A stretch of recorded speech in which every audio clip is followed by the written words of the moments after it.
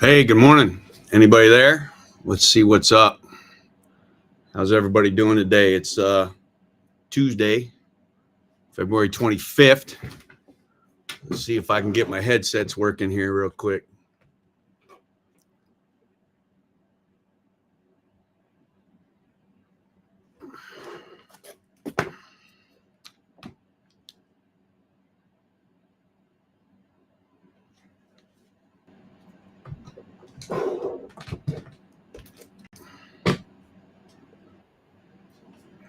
All right. Seems like we're on here. Let's see how we do this over here.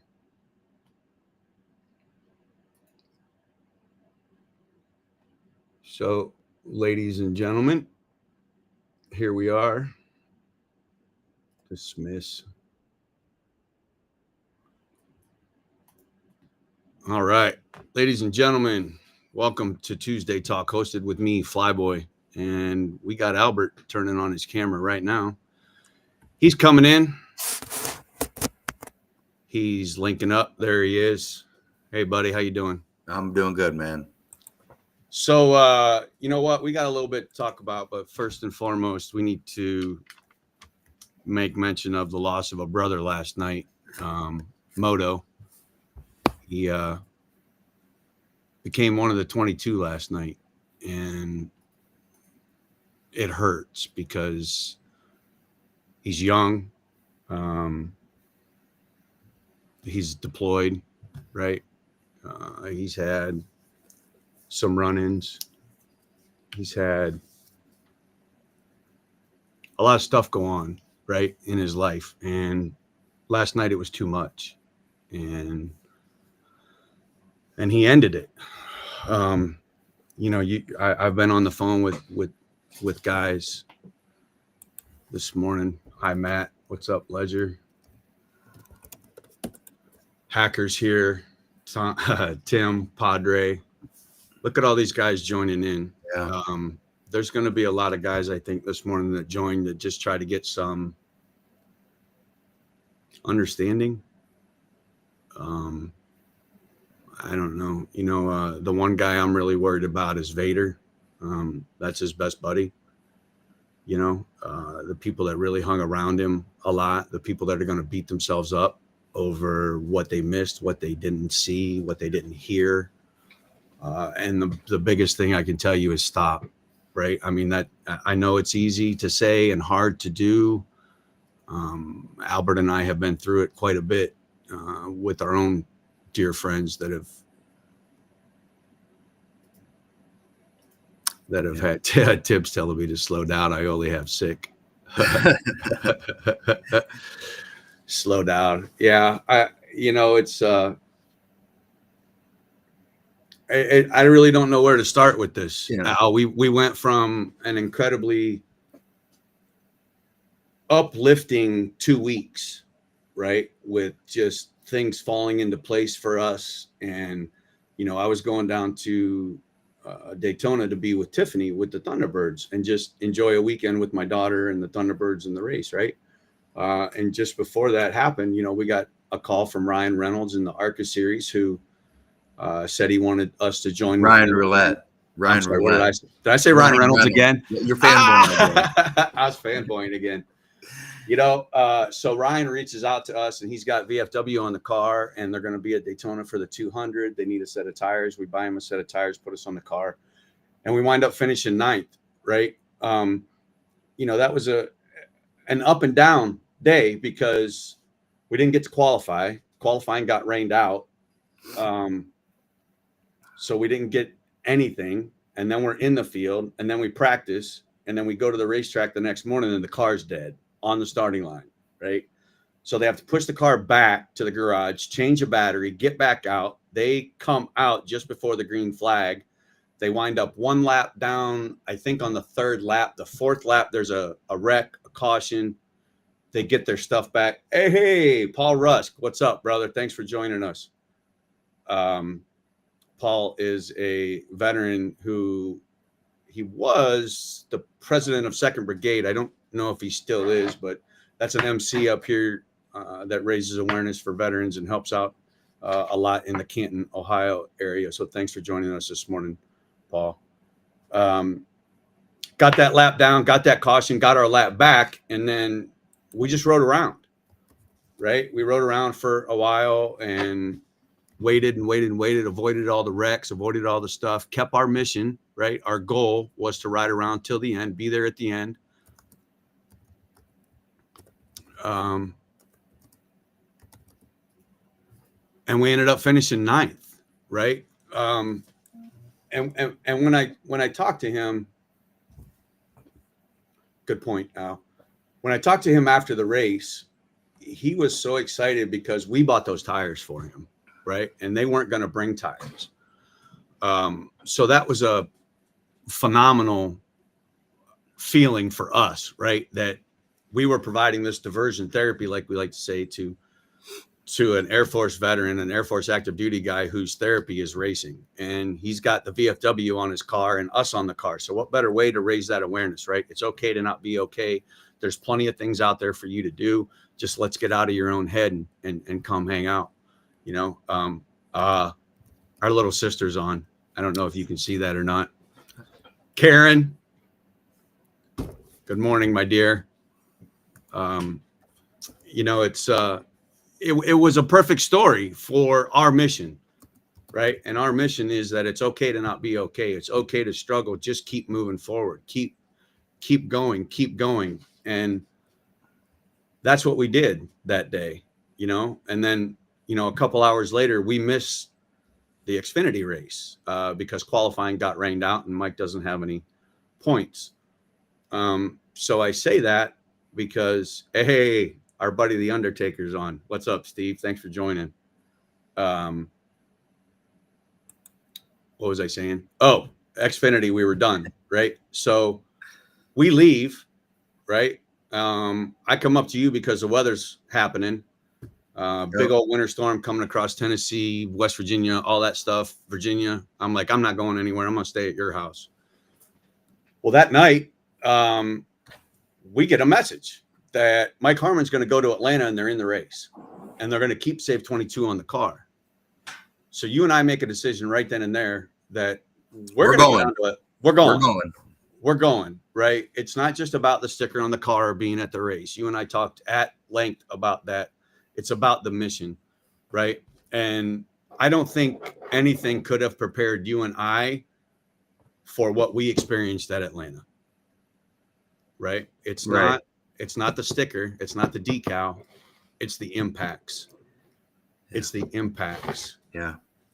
Man, look at all these guys joining in. Yeah, I see look that. At all these guys. Carrie's on. Gator, Dutch, Drebeck's on. Look at all these guys joining. Man, thank you for joining. It's going to be a hard day today, right? There's going to be a lot of up and down and back and forth. And, you know, we're going to get, I don't know what we're going to get. There's a lot of people on here who were dear friends with Moto. And the only thing I can tell you, John, is I only talked to him one time.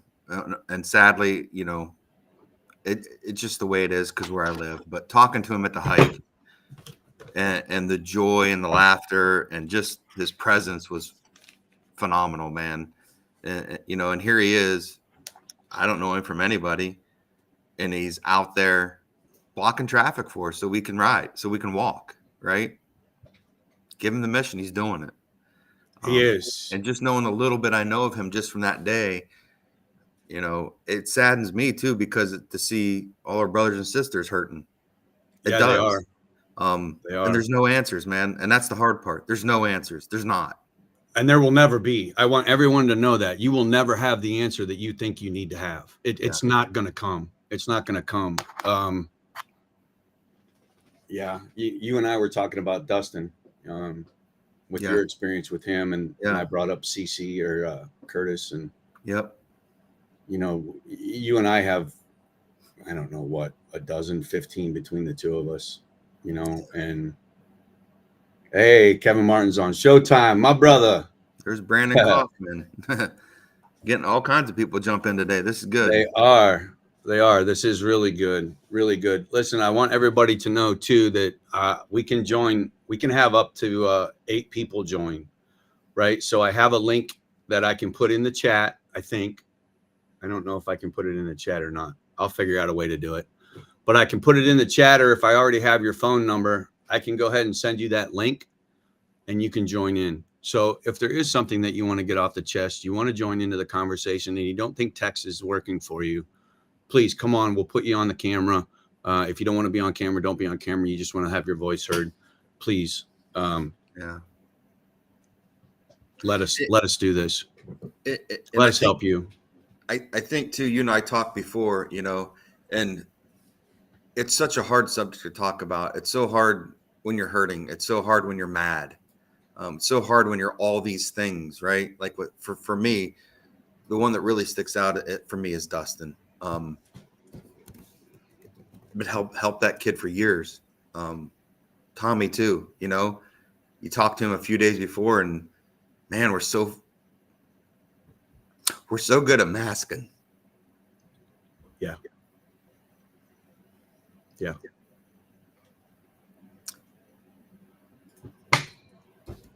It's okay, Al.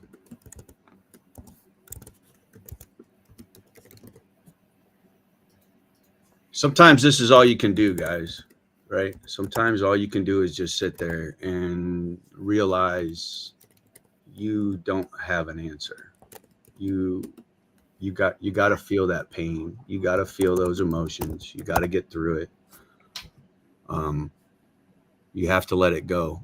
And a lot of times what happens is you get pulled back to a previous traumatic event, right? And that's what you get pulled into feeling.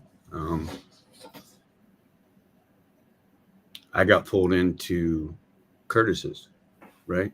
And how I felt when I saw him in the casket, and how I wanted to kick his ass. I just wanted to walk up and just punch the shit out of him. This big old 6'5" gentle fucking giant. And he didn't talk, right? He didn't bring it up. Padre says, I struggle with this flyboy. What if I had saw the signs? What if I reached out? Just what if, man? Jeremy says, we are good at not showing the emotion, and then when something happens, we have so many questions that will never be answered. That's a fact. That's a fact. We're not Ledger fucking warriors. Yeah.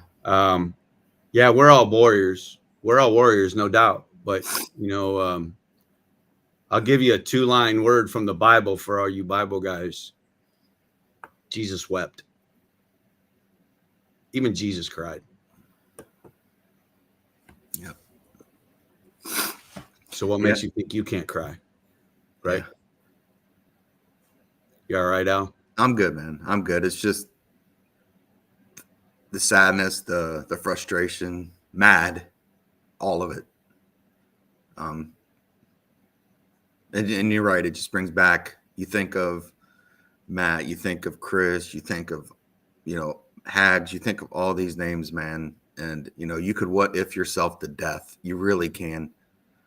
Allow yourself to be mad, allow yourself to cry, allow yourself to be pissed off if that's what you need, but also allow yourself to live in the moments where you had those smiles. I think, I think for me, like, today's just shit day. There's no other way to say it for me. There's no other way to say it. You're going to have a shit day, right? You're going to. So here's what I'll tell you. And I know everybody's struggling, right? They don't want to get up. They don't want to have their coffee. They don't want to take a shower. They don't want to cut their hair, whatever it is that they do in the morning. They want to change that.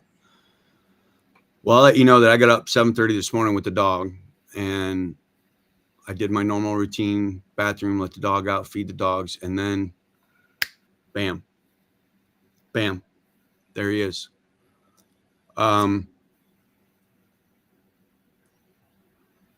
I sat with it for about an hour and a half. I tried to do other things, right? I tried to do prep for the show. I tried to move some pictures around, send emails, make phone calls.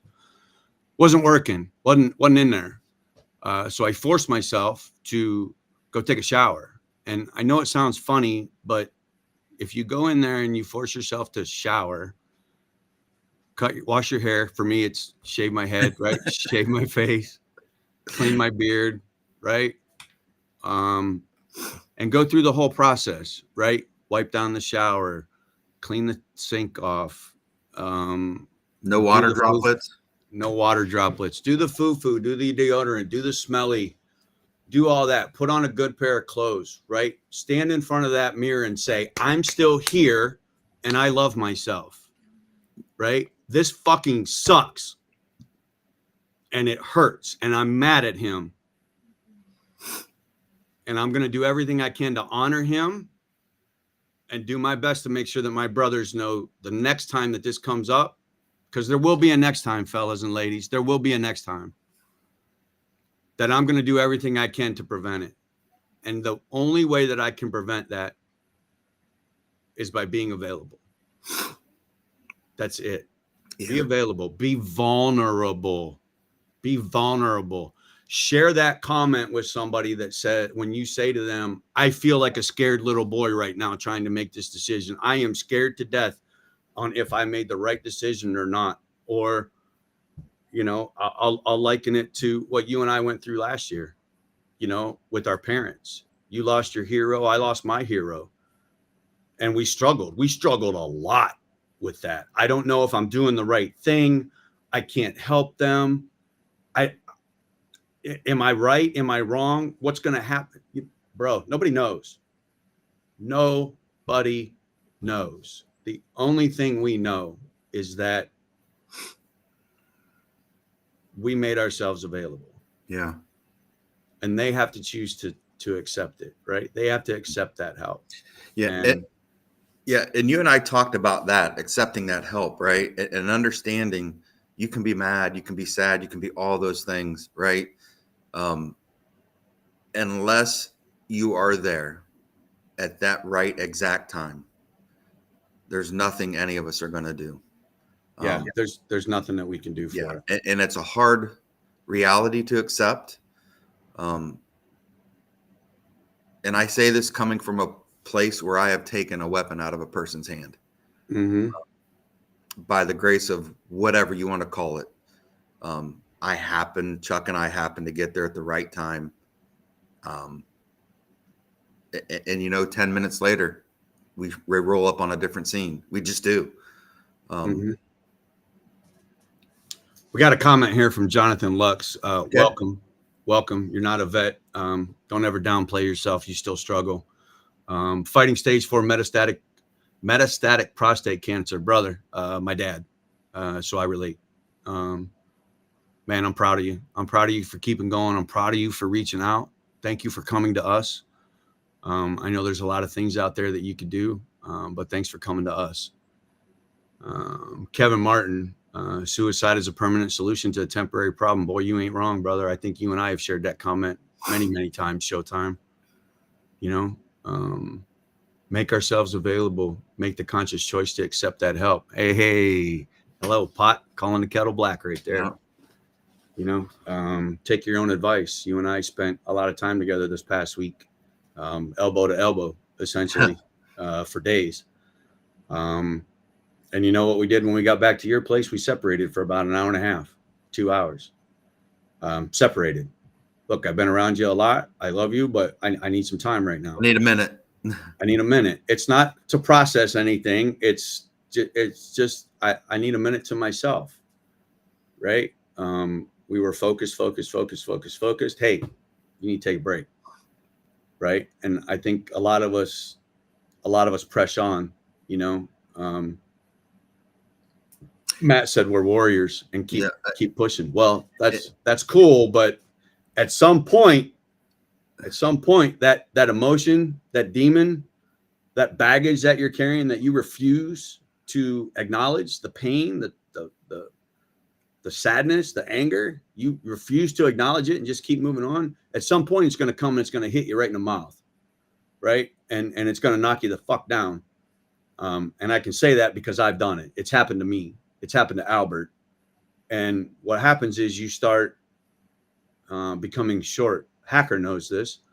You're short on everything for everyone. You're short on everyone for everything, right? Why is this happening? Why is this going on? And I don't have any control over it. No, you don't. No, you don't. You have no control. Matt has a good point here. If you don't feel you can talk to people close to you, then call that 988 helpline. It is a nationwide crisis line. Right. And you can also text if you don't want to talk. You can If absolutely you're not comfortable text. talking, or you can't. You can definitely text. But you absolutely can text. A lot of this too, and we go by to simply reaching out, taking a chance, right? So let's talk about one of those this weekend at Atlanta. This gentleman that works in NASCAR. I don't want to say what, because I don't know what that does for him, but he followed us, and I kept looking back, and you were like, what the hell are you looking at? And I'm like, this dude, like, I kept giving you the look like, hey, this cat's coming at us.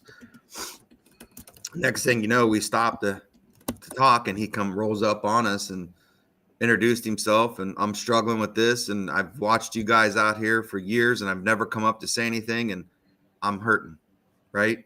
Yeah. I don't know what to do. I'm having these issues. Just because he took a chance to reach out. And I think that's a lot of us. It's what I do. I won't put that on anybody else. That's what I do. This is my problem. It's my issue. Nobody needs to know. Here, look at me. I'm happy. Let's go. Let's go do this, right? And in the background, your head's in just so much turmoil. You don't even know what to do. Can't think straight. Mad, angry, happy, sad. All the emotions all at once. And for that gentleman to come forward and have that conversation, and then to turn around and call me last night. Hey man, I just want you to know I'm doing good. Thank you for the time. I know it was only 10 minutes, but just seeing you guys out there pointing at me every time you saw me meant something, right? Yeah. So I just got a message from Scott. Okay. As people were, they want to know how the link is working in the chat. The link is not working in the chat. Okay, so we're going to put Hacker on here. Okay. In just a second. Let me see. No, wrong. Go over here. Link copied. Paste. Let's see if we can get Hacker in here real quick and see what's happening.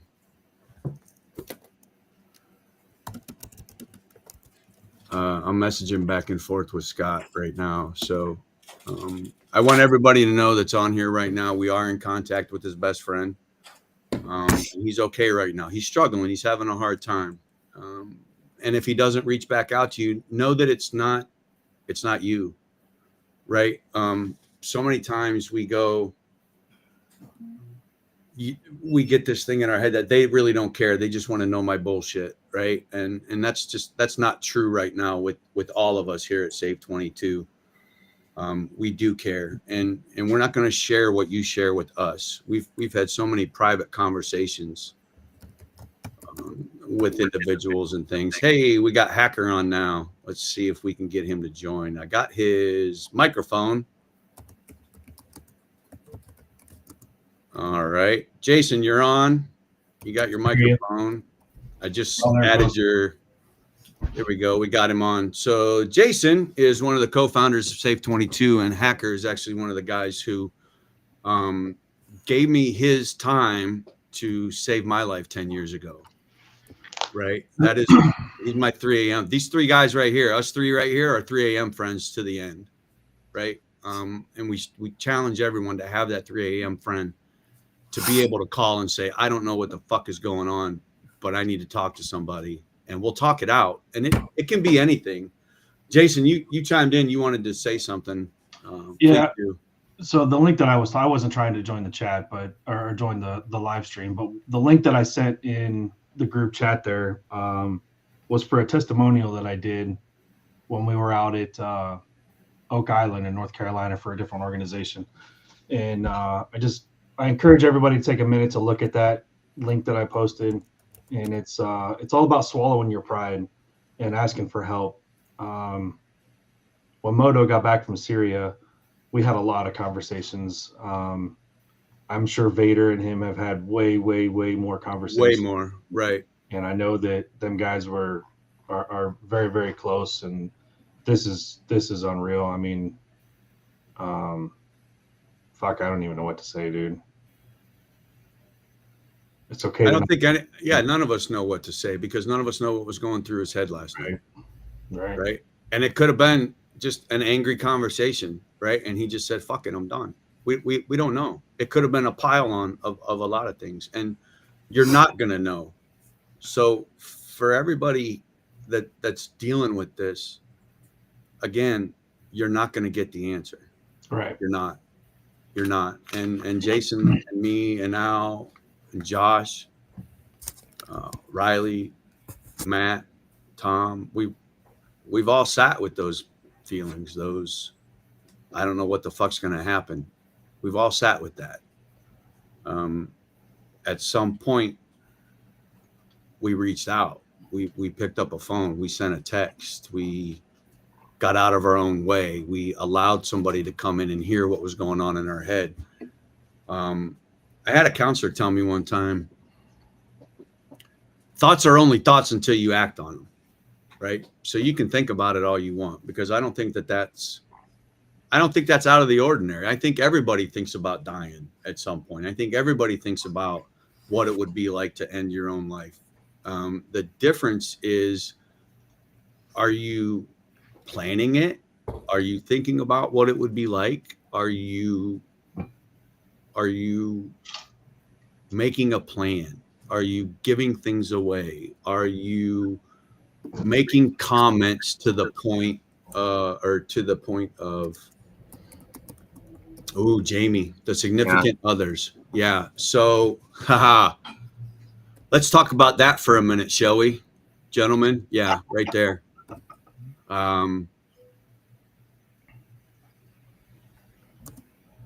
Here, I'll help you out with this one. Yeah, please. Showtime made a comment a little bit ago, and you read it out loud, talking about a temporary solution, permanent problem. Permanent solution, temporary problem. Yeah. Sorry, that's how fucked up I am this morning. The ones that we leave behind are the ones that will struggle for the rest of their lives. Right. The rest of their lives. Right. And whatever pain we're feeling is going to be transferred to them. Yep. I had a conversation with Trish last year, I think it was, when I had that flashback and I called Albert. My very first flashback, right? And it freaked me out. The words that came out of Trisha were, I just told her, I said, oh no, we were watching the movie A Star Is Born. And I watched it from a different perspective. I watched it from the alcoholic perspective. And I watched it from the wife's perspective. And she looked at me and she said, do you know what you would have done to me if you'd have left me that night? And I lost it because I wasn't thinking about them. Right? We never do. The only thing I was thinking about was, I'm a dick. She thinks I'm a dick. I'm sober, but I'm not living sober. I'm a dry drunk. And I don't know how to fix it. And I thought the answer was to give up 8 years of sobriety, grab a bottle and a 45 and just say that's it. And I'm really glad I didn't. I've come to learn now that I think it was the meds, right? And with all my experience and time and research and reading and what's been going on with all kinds of stuff, I think those meds, for me at least, kept me in that position. Thank you. Sorry. No, you're fine, Jess. Love that kid. I think those meds kept me in that mindset. They wouldn't allow me to break free of that negativity. right? They kept me down. They kept me depressed. They got me fat. Holy shit, did I get fat? So that's my experience. That's mine, right? It was just an argument. And now after what's it been? Well, 10 years. It'll be 10 years that I retired. So 9 years from that episode, 9 years since I met you all. Probably a little longer for that with Jason. And the realization that a lot of my own hangups are my own thought processes, right? That I don't process things from other people the way I think I should. I don't feel that certain connection or whatever from a lot of people, because you won't allow yourself to feel it, right? You won't allow yourself to be open. You won't allow yourself to let somebody love you because you don't love yourself. That's my experience. So, can I share something that's incredibly personal to me? absolutely. I make no secret that I go to counseling. I don't mind at all. I see shrinks on the regular, and it's very, very healthy for me, and it helps. Larry, retired now from the VA, awesome human being, was the first guy that actually Stand by one. Yeah. You see it? For those that don't know, Scott is Scotty, I'm glad you're on. Vader. Yeah. Brother, I love you. I feel for you. I'm hurting with you. You just made my chest get tight. Yeah, dude. I Because you're on. Mid-sentence. Fuck.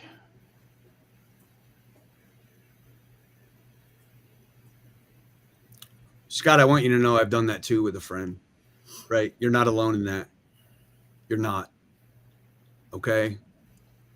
You're not alone. There's a lot of us that have done that.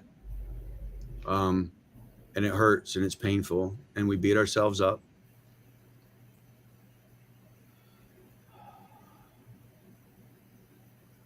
I'm glad you're here.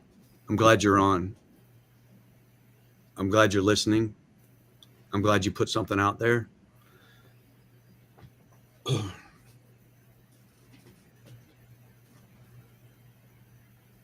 I just want to put my arms around you and come sit with you, bro. I really do. I really do.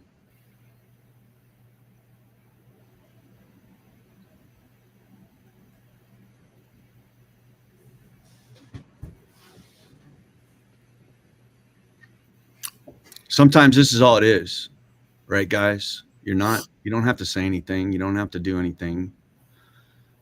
Just know that every one of us is sitting here with the same feeling of hurt and loss and emptiness. Where do I go? What do I do? And the bottom line is we just keep going. You just keep going. You just keep going. You keep talking about Moto. You remember all the good stuff. You thrive on the good things, the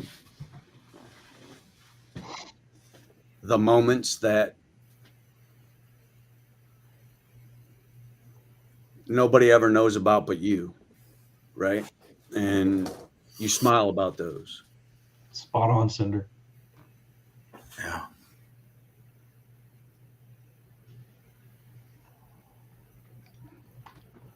There's a lot of people on here that are very, very happy that you joined in, Scott. We're very, very happy that you joined in. It shows that you care about yourself. I want you to know that.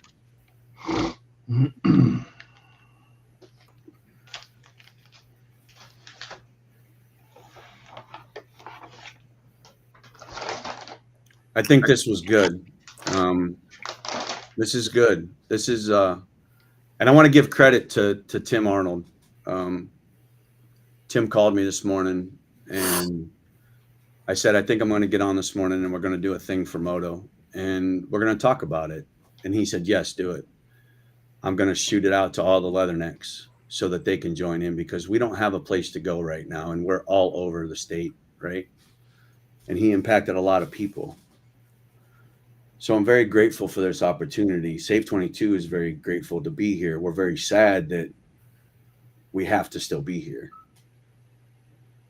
Right? We all want to end this in some way, and I don't know that it's ever going to end. I'm feeling nauseous, if you want to know the truth. Yeah. I am getting hot. Yeah. This is collective healing. This is the group therapy, guys. This is the peer-to-peer. This is what it is. It doesn't have to be in an office. It doesn't have to be in a church. It doesn't have to be anywhere. This is peer-to-peer support. Throw them words out that are in your head. That fucking roller coaster of jumbled shit in your head, just start spewing it out. Just get it out. And see what happens. Throw it out there to the universe. Throw it out there. Jason, you want to share that personal story? You think it's... No? Doesn't matter now. No. It was all about feeling. I'll give you the highlight without the whole, even the short cliff notes. Basically, my shrink, I'm a very logical and rational person. I think through scenarios with logic and reason, not emotion.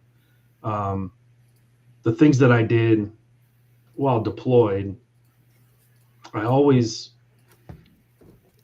excused it away or rationalized it or explained it away because I was told to be there. We just lost a guy. We, this or that or whatever. Fuck, they're shooting at me. So yeah, I'm going to shoot back. So I've always been able to deal with that side of my trauma because I thought rationally about the whole situation. Larry, he comes at me, and mind you, he's a full foot shorter than me, and he's a very small person. Yeah. And he stands up and he pokes me in the chest, and I'm like, what the fuck's this guy doing? Like, yeah, knocked out or something? And he says, but how's that make you feel? And I was like, what? And he did it again, and I was like, this fucker dude just poked me again. Like, what? And he said, how does it make you feel? And then I looked at him, I said, fuck you, and left. I left my counseling meeting because I never once, up until that point, and this is like 15 years later, really thought about the emotional side of the shit that I did, the shit that I went through, and the shit that I still go through. So what happened after you left that office? What happened? That's what I want to dive into. Yeah, he called me and I had this. He's like, "Are you okay?" Like, let me just clarify. I've never once in my entire adult life been suicidal. But he calls me and he's like, "Hey, are you okay? Like, do I need to come out? Do we need to call an ambulance? What do you need?" And I was like, "No, I'm okay." It just fucked me up because I've never in my life tried to apply emotion to what I was going through. And man, it got me fucked up. Larry was the first guy to actually really put that through, and good change, Flyboy. Larry was the first guy to really get me to open up my eyes to see, like, hey, you know what? It's okay to have some fucking emotions. It's okay to not explain away all the things you did because of the scenario that you were in. And then I realized that, damn, I spent a lot of time pissed off at everybody and everything because I just felt like it. And I didn't want to deal with my own emotions. That was a major turning point in my life. So I'm not going to get into the conversations, and I don't think anybody really should, that they've had with Moto, because that's a conversation between them and him. That was something that I asked him about, and he responded the exact same way that I did, and just the same as you guys would, and anybody watching this. We were told to be there. This is what we were assigned to do. Somebody higher up said, we got to go kill that guy, so we're going to go kill that guy. But we never take time to sort through the emotions that we put on ourselves. In the moment, When that adrenaline's pumping, you don't think about shit except making sure you get back home. But it's that downtime when you get home and you're back around your loved ones, when you're in that hot pot, pressure cooker, if you will, whatever you want to call it. But when you're in that environment, man, it's life and death. But when you come home and all of those adrenaline feelings and all of those, peaks are gone, and then what you're left with is, how do you sort through the shit? I say all of that to say that fucking call somebody. Just fucking call somebody. Or schedule a back porch therapy session with one of us. If you don't know what a back porch therapy session is, literally, am I allowed to say it, Flyboy? Yeah, go ahead. Yeah. Okay. Literally, we have our back porch therapy sessions, cigars, joints, cigarettes, whatever you smoke. If you're Hot tub, fire, meat. Around a fire pit. And some people just come around, man, and we don't say nothing. We don't talk about shit. We talk about how stupid society is, or, just the randomest, ridiculous things. But goddamn, is it fucking therapy? You got me. Jay. Fuck you. Fuck you. You got me. Wait, but listen, everybody watching this and everyone that's going to watch this in the future after the links get shared or whatever, find your small circle. 2, 3, 4, 5 guys. It could just be one other person. Find your 3 a.m. friends that will show up completely unexpected. Find that small group, guys and gals, and have that conversation. And like my wife pointed out a little bit ago, don't forget about your spouses. Yeah. Don't forget about your significant others. And most importantly, don't forget about your kids. Something that I learned, weapons. Guns are a huge part of military life. If you have a safe, if you have a gun safe on the nightstand or in your closet or wherever you have a safe, I want every single one of you to take pictures of your kids, of your wife, your family, your friends, your aunts, your uncles, or whatever. I want you to put pictures of those children all over your weapons areas. So that way it's a mental cue. When I go to, and listen, I don't know what happened with Moto, and I don't care to know. What I do know is that he was at his darkest hour and he chose to end what his life is. I have that visual stop reminder for yourselves. Like, oh shit, that's what I'm throwing away. That's what I'm getting rid of. Same for your medicine, your pills. Put a picture in there. If you have, antidepressants or, I don't know, man. I'm kind of rambling at this point, so I'm gonna shut up. No, bro, keep going. You're making good points, man. Yeah. Because we all tell ourselves, right? How many times have we told each one of us, here, these 3 right here, give yourself a break, give yourself a minute, call me. Yep. Jay, how many times have I called you and you've sat on FaceTime and not said a word, man? Yeah, buddy. How many? Yep. How many times have you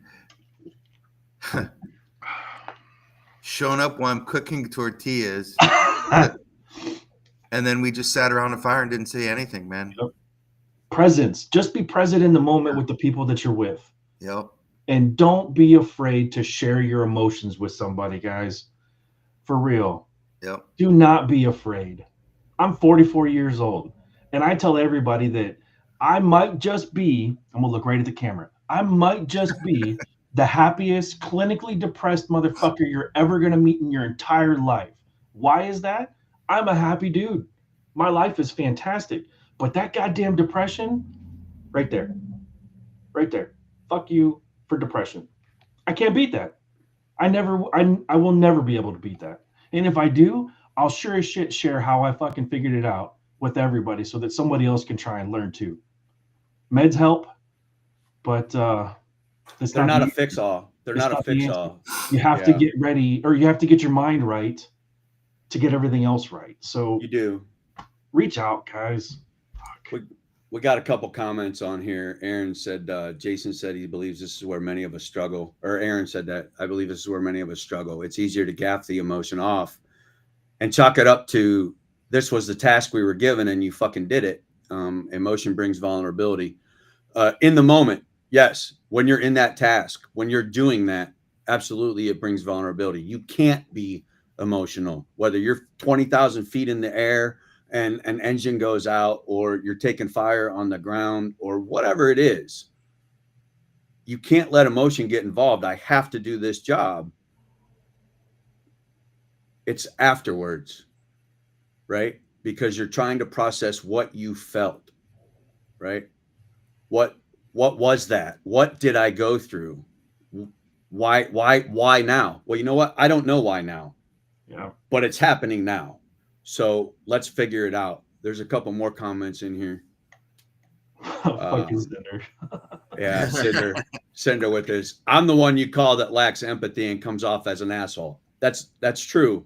But I want to tell you something about Cinder.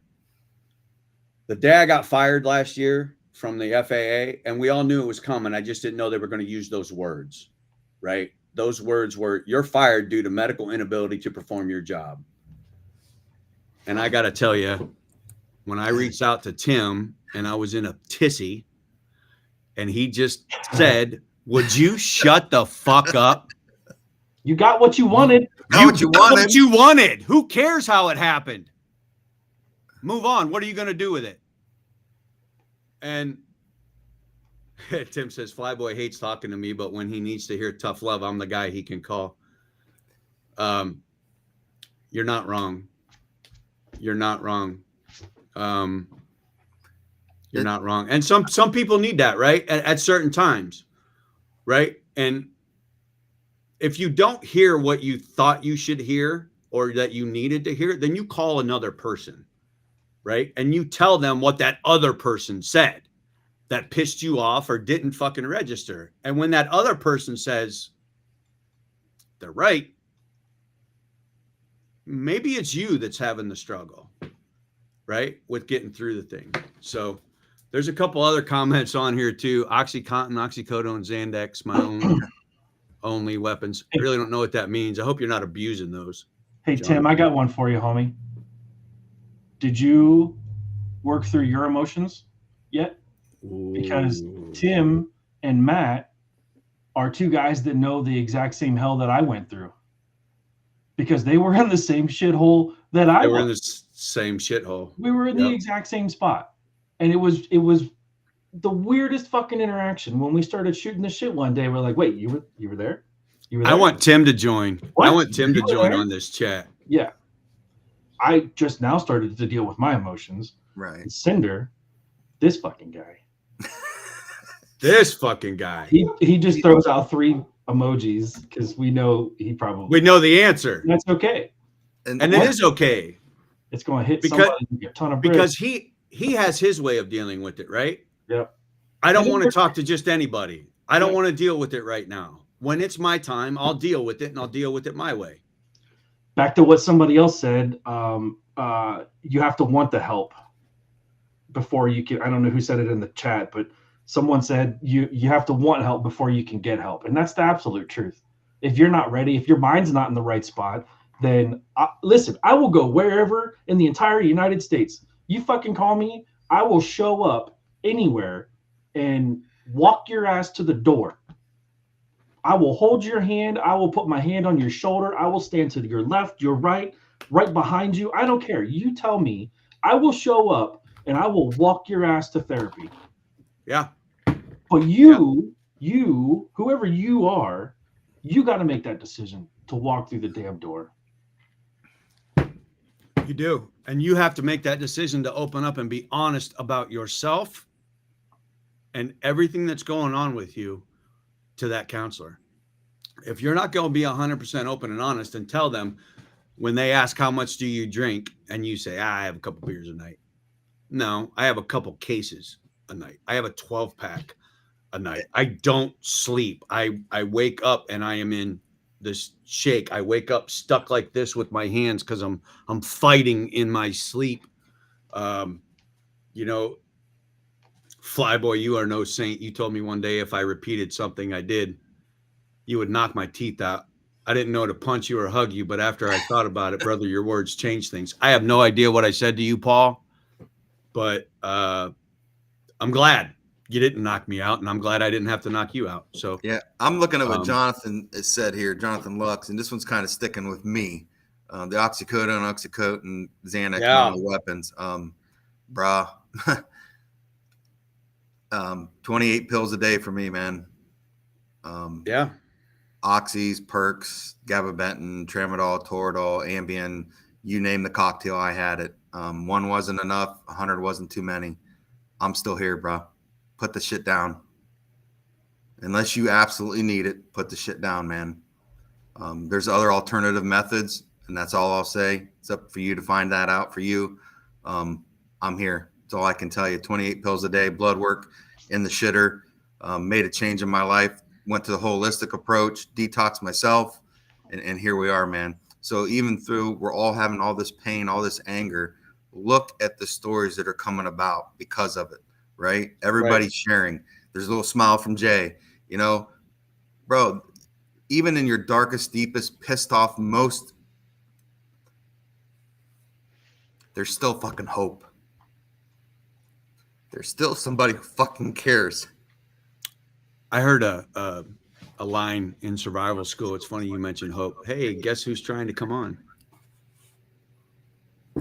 Oh, that's Matt commenting to us privately. Yeah. Tim Arnold just said, "Oof, I got called out." Yeah, you did. Yeah, you did.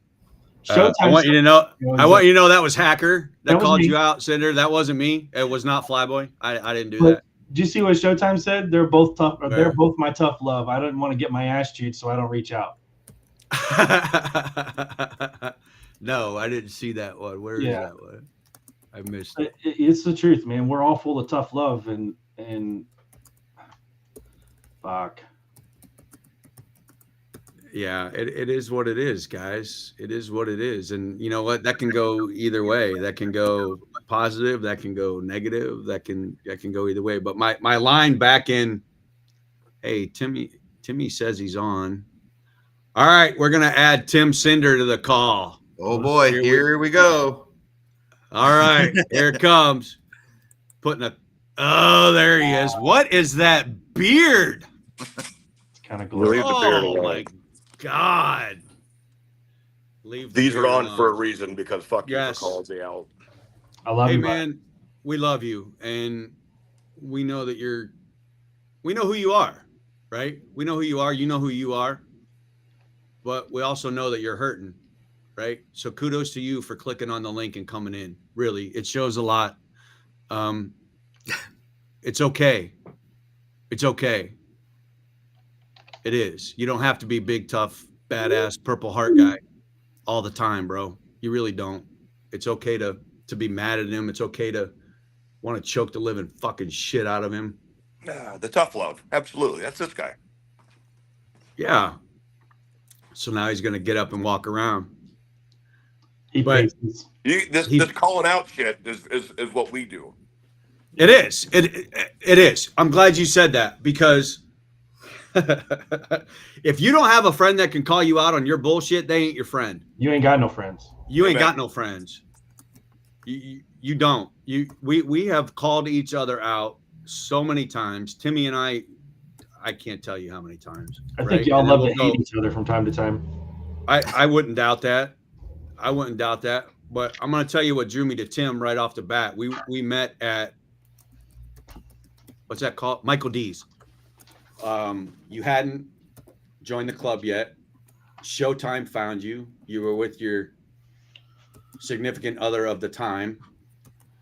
And what drew me to you was that you had said you did chemical and biological warfare in the Marine Corps. And I had one of the jobs, right. And I had a very in-depth intellectual math kind of job myself with electronic warfare and flight engineer. And we had a commonality, right, of speak, I guess you'd say. And it just kind of went from there. Like I gravitated to this guy for whatever reason, the emotions, the way he was talking, how he held himself, whatever it was. I had lost something in myself and I saw it in him. And that's been about 7 years, I think. Right on. and we've been back and forth. We've been up, we've been down. It's the way shit goes. But the bottom line is 70-30 my fault. 70-30 your fault. All right, good for you. All right. Good for you. I was going to go with 90-10, but hey. Thanks for joining, brother. Thank you very much. Yeah, I'm here. What are you? We all are. We all are, and that's what matters. So thank you for joining. Sorry, I've been a little silent here. I'm just answering a few things that are popping off here. No, we have a couple comments in here. No need to suck it up, Jonathan. If you are hurting, talk about it. That's right. Right. Jason has a nice word when I say I'm going to do something. This is what I'm planning. This is what I'm doing. He just goes, "Don't fucking tell me about it. Just go do it. Shut the fuck up and do it." Yep. Shut the fuck up and do it." Yep. So, Timmy, are you all right if we kind of push ahead a little bit and talk about our mission down at Daytona and how that went and how people were impacted and things like that? Yes, I think absolutely. it's probably a good. Here's my 2 cents, boys. Pick the phone up. Reach out. That's all I got. Tim's not a vocal individual. He doesn't have a lot of the words, but he's dead ass honest. Right? Pick up that fucking phone and I'll be there. I'll be there. 100%. I will put all my shit down and I will be there. You Marines have a different mentality. Albert and I talked about this a little bit because he got embedded with Marines and he walked into Kuwait back in the first war. And we talked about that stuff and how different your guys' mentality is, that you're not fighting for a mission. You're fighting for that guy to your right and your left. And if I don't do my fucking job, somebody's going to get hurt. And when you come back and you're out and you don't have those brothers around you, it can be difficult to realize that those are still your brothers, that they're still there, right? You still have them. You just have to call, right? You got to get out of your own fucking way and say, bro, we were in Ramadi. Bro, we were in, you remember when we fucking took that shell in Baghdad, right? Do you remember my fucked up look, right? What did you see at that, right? We talk about it a lot, how you can all be in the same battle, but you all have a different perspective on what happened. You all did a different thing. And, and I'm just going to use Tim and Jason because they're sitting here. Tim and Jason could have been in the same battle, but Tim's experience was different than Jason's. And because Tim, let's just use this, didn't pull the trigger in that battle, he was a radio operator in the back. And these aren't true stories. I want you guys to know that. That's not true. Yeah, these aren't true. But right? These aren't true, licks, man. Yeah. But I'll say this because a lot of us, and we just had this experience in Atlanta, Albert, with the one guy that said, I didn't do near what you guys did. Yeah. And Jason, you know how much that irritates the shit out of you, right? I can tell you that. Yeah, I know that story. I let him go for about 30 minutes. And then I walked up to him. He wasn't with us, right? He was with Cope Family Racing next to us. And he was wearing a Desert Storm veteran hat. And his stance was defensive. Let's call it that, right? Arms down, stiff, pea coat, sweatshirt, stoic. God damn it. And I get him go for a half an hour. I let him go and I walked up to him and I just said, exactly, you said something to me that resonated and I want to hit you with it. And he goes, what's that? And I said, you said you didn't do what we did. And I'm going to challenge you. You don't have a crystal ball. You have no idea what he and I did because we didn't tell you.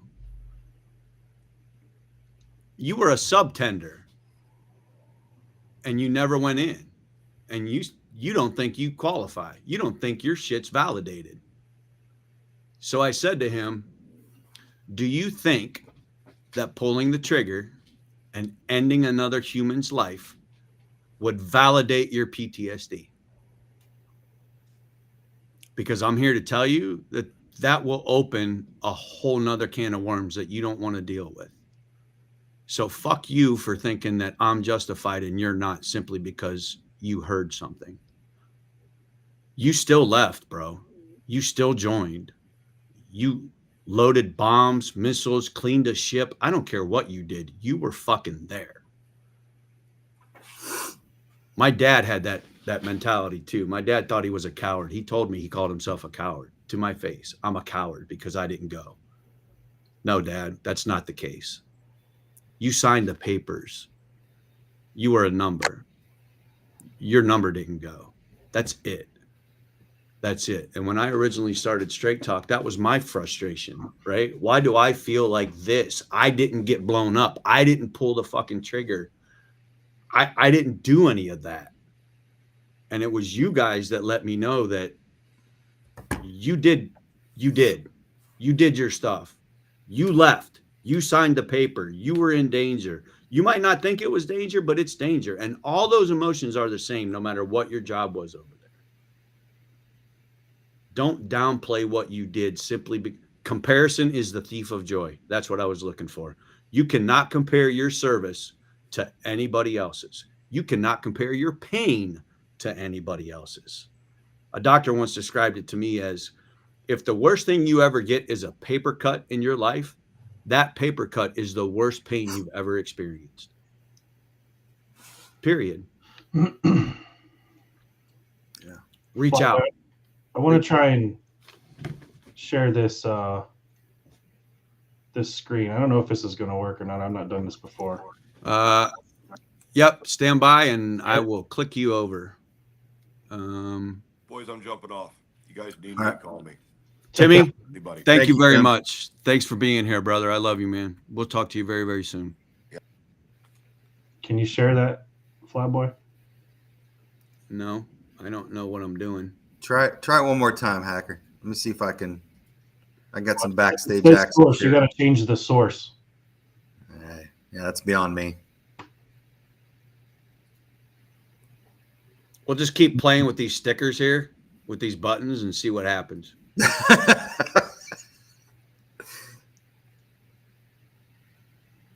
We're new. No, I'm new. I'm new at this. We're trying to figure stuff out, and it's all flinging around. Share. Hey, thank you to everybody who's on. There we go. Show on stream. There it is. Yeah. Cinder did what I was about to do, but I want to leave you guys with this. I'm actually going to be late for a few meetings. That link that I shared in the chat a long time ago.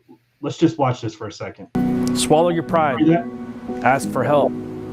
Reach out to your network. Talk to your friends. Talk to your family. Find somebody that you can talk to. Doesn't mean they have to relate to you, but find somebody that you can find your way forward. Sometimes that's a spouse. Sometimes that's a dog. For everybody, it's a little different. But at the end of the day, man, you got to find you. You got to find what works for you. And you can't quit. What do you accomplish if you just quit? You can't throw away everything that you've done throughout your life. When it feels like you have fallen Step one, though, swallow your pride and ask for help. to the bottom of Yep, the well. I'm talking to you, dude. Whoever you are, right now, you're the guy. It's not easy. That road's gonna suck, man. That road's gonna be terrible. You're gonna go through some shit that you don't want to. Oh, there is nothing braver But that's where it starts. Swallow your pride. than calling out for help. Swallow your pride. Ask. Yeah, how about that? Yeah. That one hurts. That one hits. That one hits, Jay. About 2/3 of the way through the video, when I watched that the first couple of times, I realized, oh shit, I was talking about myself. You are. I was And I think really we all talking are. about myself. I think we all are. We all talk to ourselves. I find myself when I talk to these veterans, I hear the words that they say, and those are the words that I used back in the day, right? And where they are and where they're sitting or what's in their head. And I I went right back to my pickup truck 9 years ago when I heard that word from Timmy last night about Moto. And I remember what was going through my head, which was, I'm a piece of shit. I'm a piece of shit. I'm an asshole. I can't get over this. I'm a dry drunk. I'm sober. I put down the bottle. Why can't I? Ooh, things are all flipping around. Thanks, Al. I don't know how to fix this. I don't know what to do. I'm at my wit's end. And the last thing that went through my mind before I put the pistol down was, who's going to find me? What's that going to do to my kid if he sees me? What am I telling my wife if I did that? You can't quit.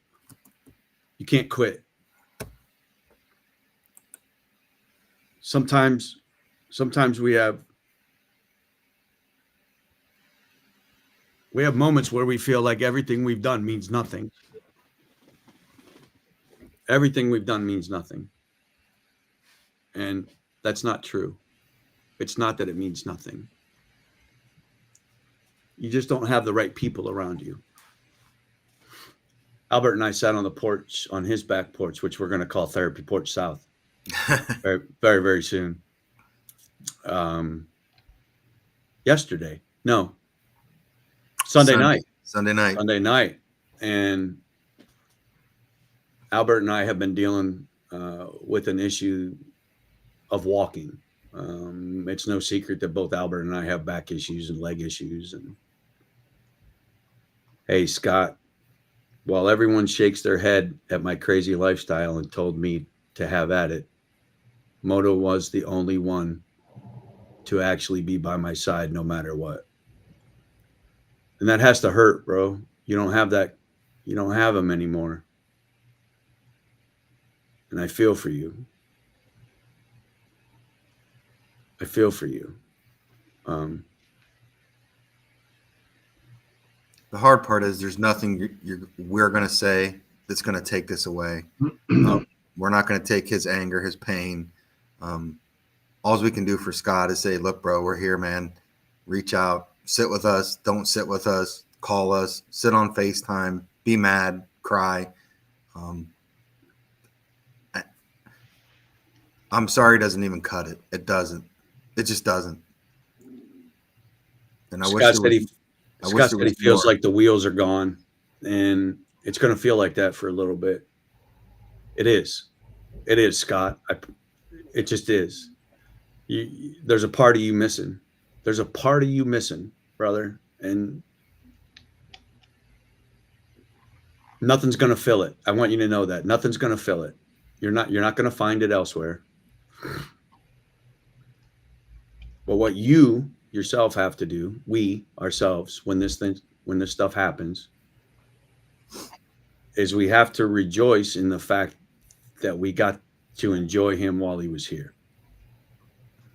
Right? We got to do a lot of things with him while he was here.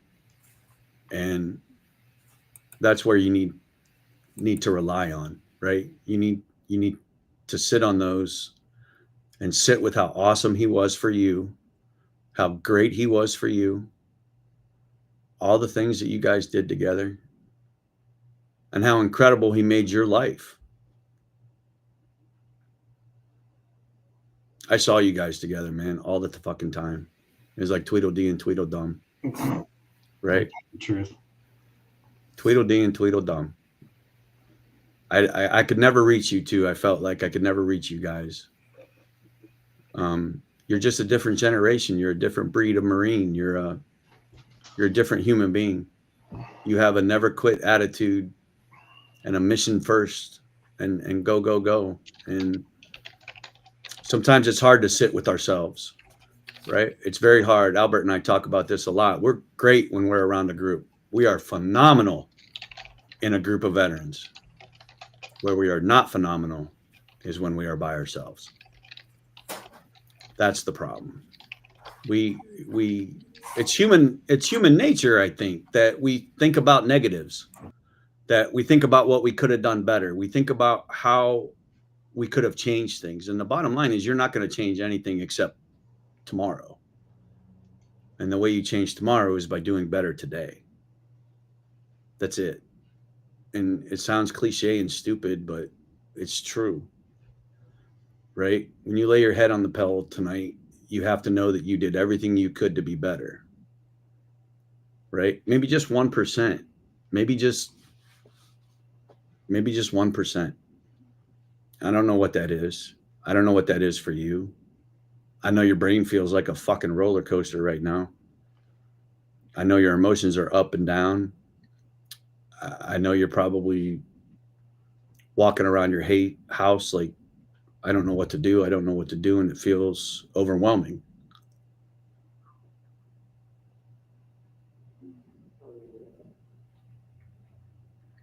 I hope you have somebody with you, Scott. I really do. I hope you got somebody with you.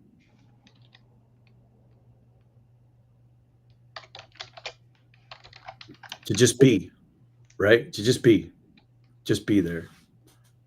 Timmy sent me a thing. I showed up on Timmy's Alive Day, and you don't broadcast. And I just showed up. He said, "What are you doing here?" And I said, I'm checking on you. I know what day it is. And he didn't say nothing. But later that day, he sent me a meme. And it's Pooh and Piglet. And they're just sitting together. And sometimes that's all you need. Sometimes all you need is just somebody to sit with. To share that pain. Give a little bit to them. We're willing to take it. Right? You don't think anybody's willing to take that pain from you, but we are.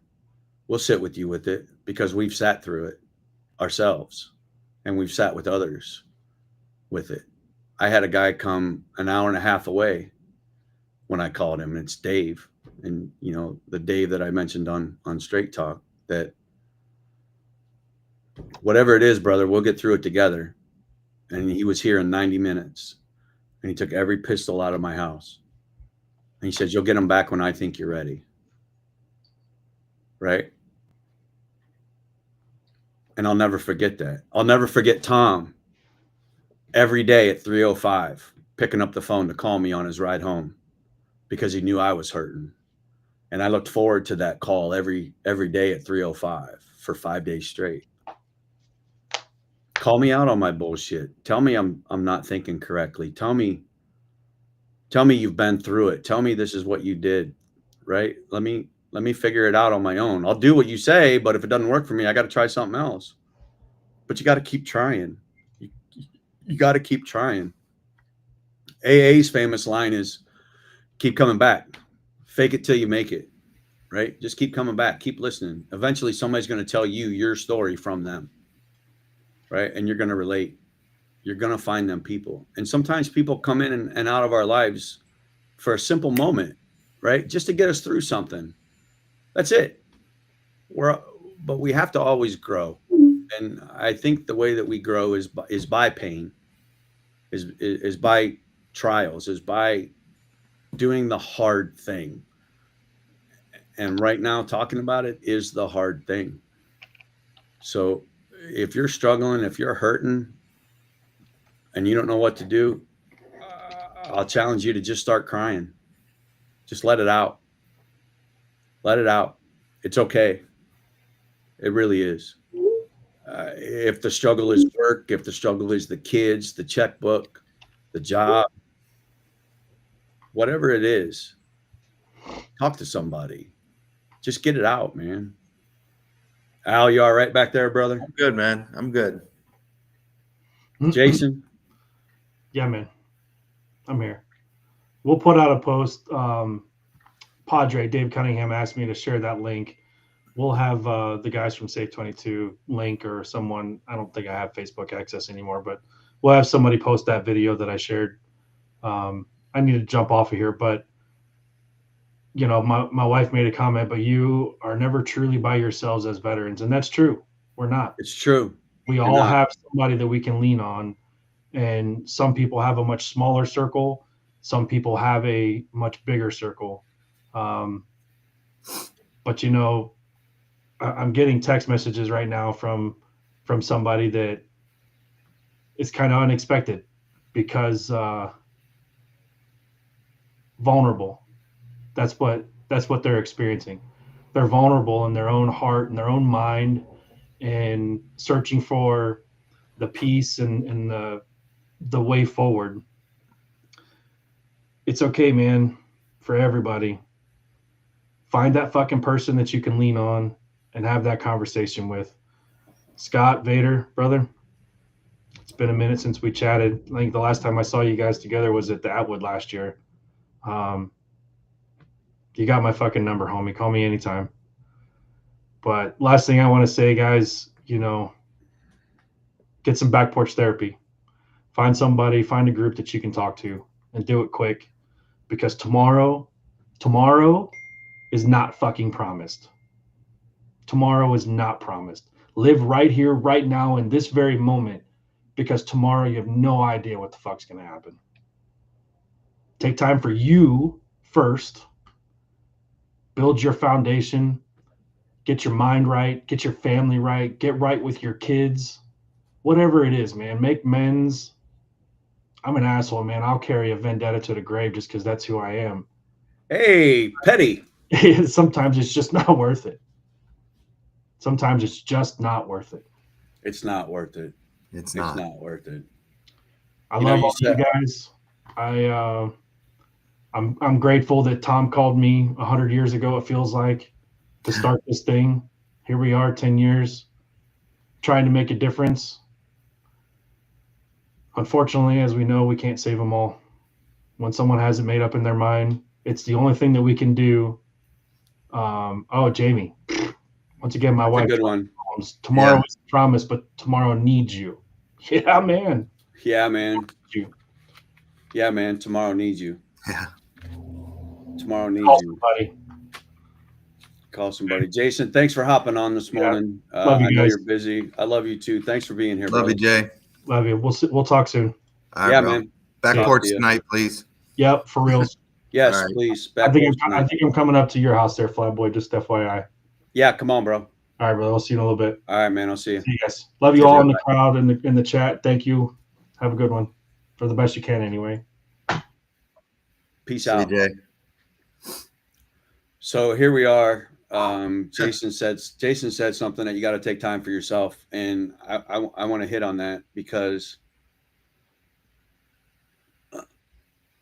I was looking at the comments. They're trying to get Jason back in the club. Tinder with the comments. Yeah. Talk about taking time for yourself. Let's talk about that. What does that look like?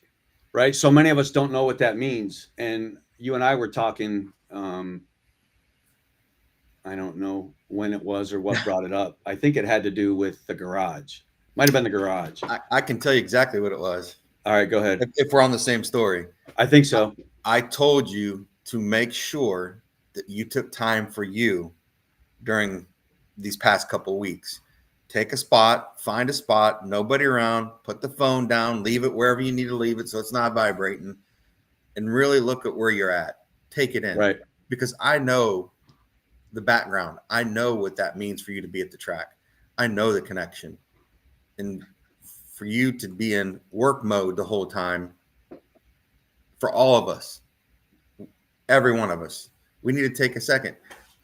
Damn, Johnny, you had your damn shoes off in the infield at Atlanta, grounding yourself. I did. Grounding I took my shoes off next to the MHR car with Carson getting ready to go qualify, and I said, "Hey, watch this." And I took my shoes off and I stood in the grass at Atlanta Motor Speedway and I grounded. And now you might laugh, whatever. One thing I realized is my trauma, if we call it that, is I thought everybody was watching me at all times. And I had to act a certain way or be a certain way. And the bottom line is that's just not fucking true. There ain't nobody watching you, right? And if they are, let them watch. Let them watch, right? I know who I am. I know what I'm doing now. I didn't for a lot of years. I really didn't. But to ground myself and allow myself to feel that I am living a dream. I am. My dream, which was to be in NASCAR as a kid, right? My dream, though, was to be a mechanic or a driver and to race. And that's not how it worked out for me, right? It's not. And that's okay. But I held on to something for a very, very long time, that I'm not going to be a mechanic in NASCAR. I'm not going to be a driver in NASCAR. And that's okay, because what I am now is more important than a driver in NASCAR. And what I am now is a good father, a good husband, and I might even say a great friend to very select few. And those are the things that matter, right? Not that I have a fucking NASCAR license from 1995. Not that I was an Air Force flyer, right? Not that I got awards or medals or any of that stuff. The bottom line is, your circle is your big fish, little pond, Al. Yeah. You know, I struggled a long time with that cliche from my dad, and I kept it. I was angry, and I share this because I think a lot of people do that. They get angry at advice or whatever we're getting from people that we trust, specifically parents, older siblings, whatever, mentors, and we don't understand it, so we get mad about it. And my interpretation of that line was that my dad was scared to take a jump. My dad was scared to get into something different. He was very comfortable, and I never lived like that. I don't like to be comfortable. I don't like to be content. I didn't. Let me rephrase that. I didn't. I always the next thing, right? Drop the emotions. And where this big fish, little pond comes in is when you're on your deathbed, the people that are going to be around you are your family and your real friends, the real friends, right? Not your business partners, not the people that you made money with, not the people that you know, whatever with. It's the family, those people that you impacted by how much you cared for them and what you provided and how you did it, right? The fact that you never quit, that you kept going, that you got kicked down, that you got beat down, and you kept going, and you lived out your entire life regardless of what got thrown at you. And the big fish, little pond comment is, my house is my little pond, and I am the big fish in this pond, and that's enough, right? NASCAR's fleeting. We could be out next week. We could never get another invite back to the track, right? But Safe 22 is still here. I'm still here. You're still here. So if I never have the opportunity to be in front of 100,000 people at a racetrack again, then so be it. It's okay. I had the opportunity. The question is, what are you going to do with those opportunities when they present to you? Right? That's what the big fish, little pond is. Where do you want to be? Where are you comfortable? Where do you want to go? You have to make those decisions. And I feel like I'm babbling on a little bit, Al, so help me out. No, I wanted to let you finish that because I thought it was important because, you know, just the conversations we had in the truck. I mean, 14 hours in the truck together and we didn't turn the radio on. Not once. Not once. You know, and having these conversations, that's why I was letting you finish. I thought it was important for you to be able to do that. And because of the conversations. And you know, we talked about Mike Harmon and Karen a lot, you know, and what that's done for not only us, but look at the people that are coming up to us now, right? Because of the opportunities from Karen and Mike to get us to the track, to get the name on the car, to get that out there, to constantly let you know that, hey, man, even if they're not on the car, you can still come to our pit, come to the team, come to us, right? We'll take you in. We'll help you out. And those are the cool things that are happening with with Mike Harmon and Karen, and expanding out now to Ryan Roulette and others. It's just, it has been an incredible ride, and this happening with Moto and what's happened over the weekend, it's frustrating and it hurts because we are here and people should know. We assume they should know, right? And it still goes back to what you said, or Jay said. Swallow your pride, reach out, tell somebody you're hurting, have those conversations, take time for yourself, ground yourself in the middle of Atlanta Motor Speedway if you have to. Take a minute, right? Take a fucking minute. Take a minute. Take that pause. Give yourself some time. Right. You don't have to have the answers.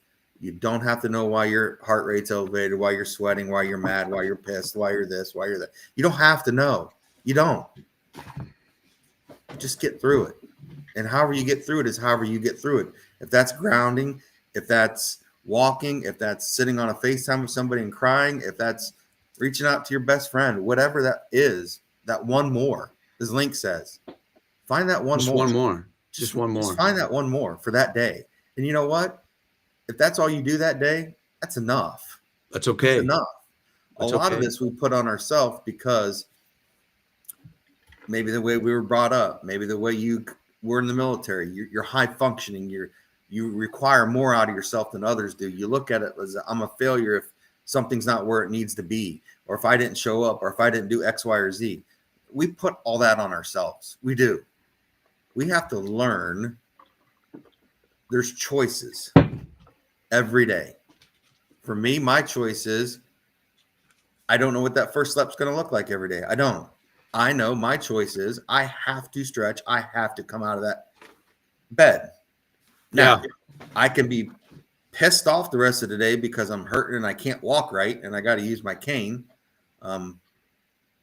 Or I can say, you know what? I'm still here and I'm feeling because I'm still here. Right. I'm still here. Today's a shit day. It doesn't mean it's a shit week.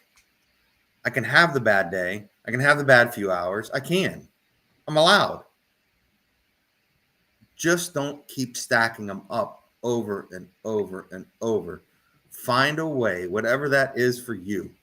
Yeah. Motorsports, fishing, hunting, Golf, movies, dogs, cooking food, dogs, whatever. Dogs. Find it. Whatever it is. Where I was going with that big fish, little pond, or the whole comparison, or what you, right? Doing for you. I always wanted a good garage because I was a mechanic. I wanted a nice garage. I wanted a nice setup. I wanted all this stuff. But I always get mad because my dad's, when I left, he started hoarding. And he wasn't able to use his garage anymore, any of the garages. And then he stopped, right? And he would always make he had this 1961 Ford Econoline pickup. He always had cars and it wouldn't run. And I'm like, Dad, let's work on this. Let's get it running. Let's just drive it down the street. Let's do this. Let's do that. And he would always find an excuse or a reason not to do it. And I don't like that, right? I don't like that at all. That's just not who I am now, right? And realizing who I was before I got married, right? Keeping a clean house, everything organized, fixing shit when it got broke, putting stuff away. Somehow over the past 25 years of being married, I lost that. Whether it has to do with working 2 jobs for 14 years, being married with 3 kids, sports, life, different jobs, injuries, whatever happened, I lost that part of me, of the organization, the cleanliness, the neat garage, whatever it is, the organization, I lost it. And to get back to that can seem overwhelming, right? You've got a whole stack of shit all over this. You've got a pile of clothes up here. You've got this project, that project, this project, that project. You got all these projects and none of them are done. And Trisha just says to me one day, I don't give a shit. You're either going to do it or you're not. And again, that truth serum, right? I don't care that you're hurting. I don't care if you do it or don't do it. But you need to make that call. Only you. Nobody else is going to make that call. And all those things come with a certain level of acceptance of suck. Plain and simple. How much suck am I going to accept and still keep going? Right? And that's a hard one for a lot of us. Jeremy says, remember that even those that you feel don't care about you actually do and are a phone call away. You know, that's a good point. That night of my flashback at the hot tub, I called 5 people, one right after the other, before somebody answered. And the individual that answered said, I don't know what to do, but you keep talking and I'll be right here. And that, okay, I'm going to keep talking. And then you chimed in. You called back. Bro, what's the matter? I don't know. This happened and I'm flipping out. And you said, okay, you probably feel like this. Where are you? Well, I just hopped out of the hot tub. I'm naked, sitting on my couch in the basement. Okay. Are you safe? Yes. I'm not going to do anything. I just don't know what's happening or why that happened or what happened, why that did whatever I said. And you walked me through it because you had been to the Brain Institute about brain injuries.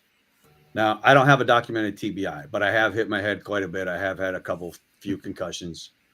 I never got blown up like that, but, you know, I've had a couple car wrecks, BMX accidents, things like that. And you explained to me what was happening and how the brain fractures. And when it heals, it can feel overwhelming. It can feel like a flood of emotions, sights, sounds, smells. I'm going right back there right now to that airplane now. But I'm not freaking out, right? Because I know what that is, right? I hear the engines. I see the gauges. I smell the dirt. I smell the exhaust. I feel all that. And the emotion was, I guess I'll just come out and say it. We were at a place we're not supposed to be.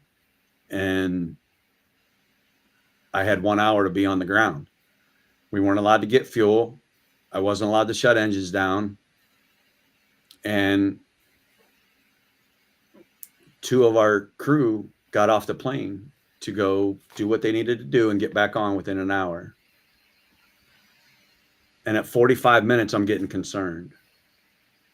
We might have to leave 2 individuals at this place and go to save our own ass. And that hurt. That hurt. That still hurts. Luckily, we didn't have to. War Machine and Brian are still with us. They got on that airplane at 47 minutes, and we took off at about 58 minutes. Landed with good fuel and everything. We were okay, but the power of the emotions of that moment stuck with me for 13 years, guys.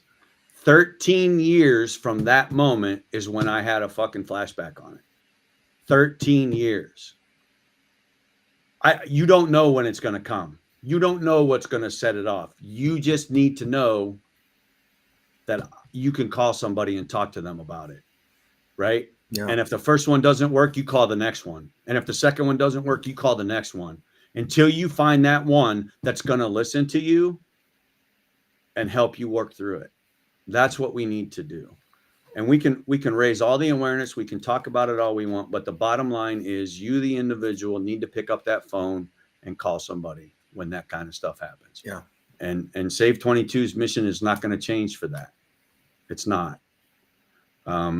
We might only be, I think, 4 people answer the phone now. We only have 4 people to answer the phone. 4 or 5, yeah. And it rotates. It rotates. But every one of our cards have our private phone number on it, right? Every one of them. They have our email on it for Save 22. We have a YouTube channel. We have an X channel. We have an Instagram channel. We have a Facebook channel. TikTok. TikTok. We have a I don't even know who's running the TikTok. I don't know either, honestly. But there are avenues. There are things that you can do. 988. You can dial that.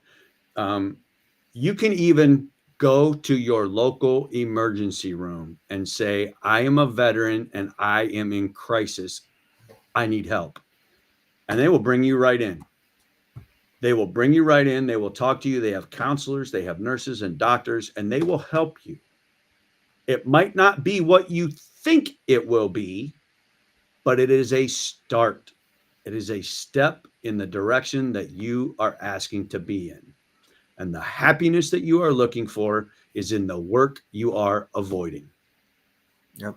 It might not be physical work. It might be the hardest mental shit you've ever done in your life. But it's worth it. It is worth it. I swear to you, it is worth it to not carry that, Jason's words, that embarrassment, to not carry that embarrassment of making a mistake, what you think is a mistake, what you could have done better, what you should have done, whatever it is. I like what Patrick just said, and he said this before. Yeah, meet them where they are. Meet them where they are. We do have a ton of resources, right? And let's talk about those resources. We ran into people at the track. Man, we had a lot of stuff. I want to switch this up a little bit. I think we've talked a lot about what everybody's going through. We had a lot of leathernecks come on. There's still 30 people watching, which is the most we've had at one time. I think at one point we were up over 50. Right. You know, that's the most. It's unfortunate that it takes an event like this for people to come together, but I'm glad that we have the platform, the availability, and quite honestly, the ability to sit with these emotions and talk them out with other people, whether it be through text or chat or whatever we're doing. So kudos to every single one of you for getting on today, because I know it meant something to you. We're here for you. We really are. Save 22 is really here for you. And with that, Scott, you got my number, brother. You're here. I'll do everything I can for you. And anybody in the Leathernecks, anybody who had anything to do with Moto, you know, please reach out, tell a story, laugh, giggle, cry. It's okay. Allow yourself to feel those emotions and let's move on, right? There's still work to do. There's still a mission to accomplish. And if that mission today is just staying alive, then let's just do that. Okay. Let's just do that. Let's just stay here today. Let's call, let's talk. Hey man, let's get on and play video games. I don't care. Yeah. You know what? You want to smoke a bowl and play, you know, zombies for 2 hours, then smoke a bowl and play zombies for 2 hours. Yep. You know, go on the porch and have a cigar and a bourbon. Do you go sit in your hot tub? Go watch a movie, right? Go watch Ratatouille, like I did with my daughter at Thunderbird, right? Watch Ratatouille. Who cares? Laugh, have a good time, because nothing's going to change what happened yesterday. Right. We'll just keep going. Karen, thank you for being on. I saw you commented. She wants to ground ourselves at Darlington, so that's happening. We're gonna do a little picture and a post for that one. We'll show how you ground, and it's an amazing feeling. Jason told me when I was going through that stuff with my dad last year that it did. I felt like I was walking all around the house, picking up the phone, putting down the phone, grabbing the coffee, doing this, doing that, trying to write a eulogy, trying to do this. And he called me and he said, "What are you doing?" I said, "I'm fucking flipping out." And he goes, "Put the phone down and go outside and ground yourself." And I said, okay. And I did. I ripped my shirt off. I put my phone down, no socks. And I went out to my side yard there in a hill with the sunlight and the cool grass and the dew and everything. And I laid there for about 15 minutes. And I just let the sun hit me. And I listened to the birds and the squirrels going through the leaves. And I realized at that moment, everything was fine. Everything was fine. Yes, I lost my dad. Yes, my mom was hurting. Yes, I'm going to have a struggle. But me right now, this moment, I'm fine. And the world is fine. And this is just my life. And that's what grounding does. Yeah. Right? That's what grounding does. Yeah. And honestly, sometimes grounding can be something you really enjoy too. You have to allow yourself to enjoy that, right? If you're looking for an end result and an expectation, instead of saying, hey, I'm here in this moment, I'm going to enjoy this moment, right? Mm-hmm. Then you Right. change your way of thinking. Your brain starts to react different ways. And I likened it to Johnny. This is what I told him. This is what I learned. Your brain can become so congested. Imagine you're on a 1-lane road, rural Ohio, rural wherever you live, 2-lane road that comes to a bridge. They're working on that bridge. That bridge is down to 1 lane. It's the only road for miles to go either way. There's no way to go around. You have to go through there. Do you get through? Yes. Does it take time? Mm-hmm. Yes. Do you get pissed off sitting in traffic because you're not where you need to be? Yes. Do you get through it? Yes. Okay.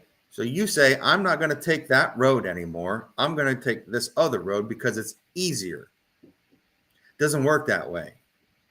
You have to keep going through that traffic, and eventually that bridge gets completed. It opens back up to 2 lanes, and your thinking and your clarity just, you can't explain it. It flows. It just It flows. It flows. And I think a lot of that can relate to everything we've talked about today. There's obstacles, there's setbacks, there's kicks in the gut. There's things that are going to drive you backwards, right? But what do you do in those moments? What did we do in the service when you drove back? You remounted, you got with your crew, you reassessed, you found another way to do it, and you got it done together. Why aren't we applying that daily in all aspects of life with everybody? You should be lifting people up instead of stepping on them to get to where you need to be. And I'll get off my soapbox now. No, man, you're this is what this is about, brother. This is what it's about. I just got a text from a brother I don't talk to very much anymore, but he was another one that helped me out, and it's Ewok, and he said thank you. I don't use words lightly, so thank you from the bottom of my heart for what you're doing today for the Leathernecks. Yeah. You know, I don't feel like I'm doing anything for them. Does that make sense? And I'll tell you why. You are, we are, everybody is. Everybody in the chat, everybody that came on, you are doing something. You are. You're showing vulnerability. You're showing you give a shit. You're showing that you care, and you're showing that you had great respect. So those things are important. Those things need to continue to happen, right? And I'm not telling anybody how to live their lives at all, but if you have those people in your circle, reach out to them today. Let them know they matter. Let them know you're glad they're still here. Ask them this: how are you? And I can tell you, in the 9 years that we've been going to the track, doing events. I wondered if you were going to bring this up. I am. I've had 3 people, 3, ask me legitimately, how are you? You guys do all of this. You never take a break. You don't, I don't know how you guys put it away and keep going for the next one. Right? I've had 3 people ask me that. Yeah. One of those happened this weekend. And he happened to be a very popular driver with a very hectic week the week before. Right. And we just happened to be walking through the pits. And all I did was turn to him and say, hey, man, that was a pretty hectic week for you last week. And he stopped in his tracks. Yep. And he turned around. And the first thing he said is, I see you guys at the track. I see what you're doing. And it went from there. And it doesn't go unnoticed. And I want you to know what that does for me. Right. Right. Okay. So we want to talk about, you want to talk about our mission. You want to talk about that. Let's talk about how many impacts we had over the last 2 weeks. Well, let's, and I don't want to tell all of No. it because I want people to tune back in for Carson. Yeah, when he absolutely. comes on. Yeah, But, Carson. Yeah, Carson Ware was going to join us today, ladies and gentlemen. I want to say this real quick. In light of what we had happen last night, we reached out to Carson this morning, and Carson's going to back off, and we'll reschedule probably next week, hopefully. Yeah. Carson does want to share his story. He does want to be on, but out of respect for the Leathernecks and everything that we have going on, we felt that this was not the opportunity today for Carson. Right. So, but Carson, I'd met him before, years ago, before all his issues, literally like maybe even a few weeks before. And to see where he's at now compared to then, and to see how he's living life, he looks healthier, way healthier. He looks driven. He looks focused. He has an understanding of what is on the line for him. And to hear those conversations he had with you and me, and as he's getting in the car, those things he said, they resonated. They hit. They held. mm-hmm. And these are, again, this is all, and I want to be clear, this is all because of Karen and what she's done and allowed Mike. I shouldn't say she's allowed, but she's the boss. We know that. What Mike and that team has done through 9 years. Over 200 veterans to the track. Over 200 veterans to the track from Mike Harmon and Karen. Right. And we don't always have to be on the car for that to happen. This team, just so people understand, this team will still accept vets and first responders, even if we're not on the car. Who the hell does that? Who does that? Right. They help us, and they are a true partner. And let's be clear about that one too. A partner looks out for your best interests. A partner protects what you've done. A partner helps you achieve. A partner takes you to that next level. A sponsor is just, hey, here's some money on a car. Here's some hats. Okay, let's have some fun, right?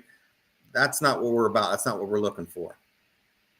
You have to bring something of value on your end as well. And everything that they've done from that first race, even when we're not at races, and Karen's letting me know, hey, we're bringing 2 first responders. All the guys from the state troopers for this race are coming. You know, all these things that have happened. That's what a true partner is. So, Karen, Mike, thank you. Yes, absolutely. Thank you for everything. It's a real partnership. For real. It's not just a sponsor. It's a partner. Yeah, and the same goes for Lex June and Gerda June. Same scenario. These 2 teams, NHR and NASCAR, have opened their pits. They have opened their haulers. They've opened food, drink, you name it. They've done it. Those are the types of people that we have in place all over the country that we can connect people with. If you're hurting, if you need something, if you're not sure, if you have just a question, reach out. Yeah. Man, where do we go with that? Oh, day one at Thunderbirds. Day one, when I showed up at the Thunderbirds, you know, Tiffany landed there, and they were at a FOB, Ford FBO, fixed base operator. They're the people that take care of transient aircrafts and get gas and, you know, supplies and give them a hangar and things like that. And I pulled in and I said, hey, I'm here to pick up my daughter. She's with the Thunderbirds. And she goes, well, I have to have you escorted, all this other stuff. And I stopped her and I said, honey, you don't have to explain your rules. You know, I've 30 years in the military and the FAA. I'm well aware of the rules. I'll wait. It's fine. And she just kind of looked at me and said, you're coming with me. We're going to go out there right now. This is your daughter. Let's go. And I was wearing a Safe 22 shirt. I go out there. I meet everybody. I bring the girls back. We're going to leave. And let me see if I can find her name real quick so I don't get it wrong. Cambria is her name. And she stopped me and she said, can I talk to you for a minute? I know you need to go with your daughter and everything. I'm like, yeah, what's up? My dad's a Vietnam veteran and he struggles. And it just went from there, right? Like I didn't tell this woman anything about Save 22. She saw my shirt. She saw this. She saw my daughter. And she just started talking. And that's what it does, right? That's what we do at the track. For some reason, I cannot explain it. When we are out, wherever we are, the track, a car show, an event, a fishing thing, I don't care.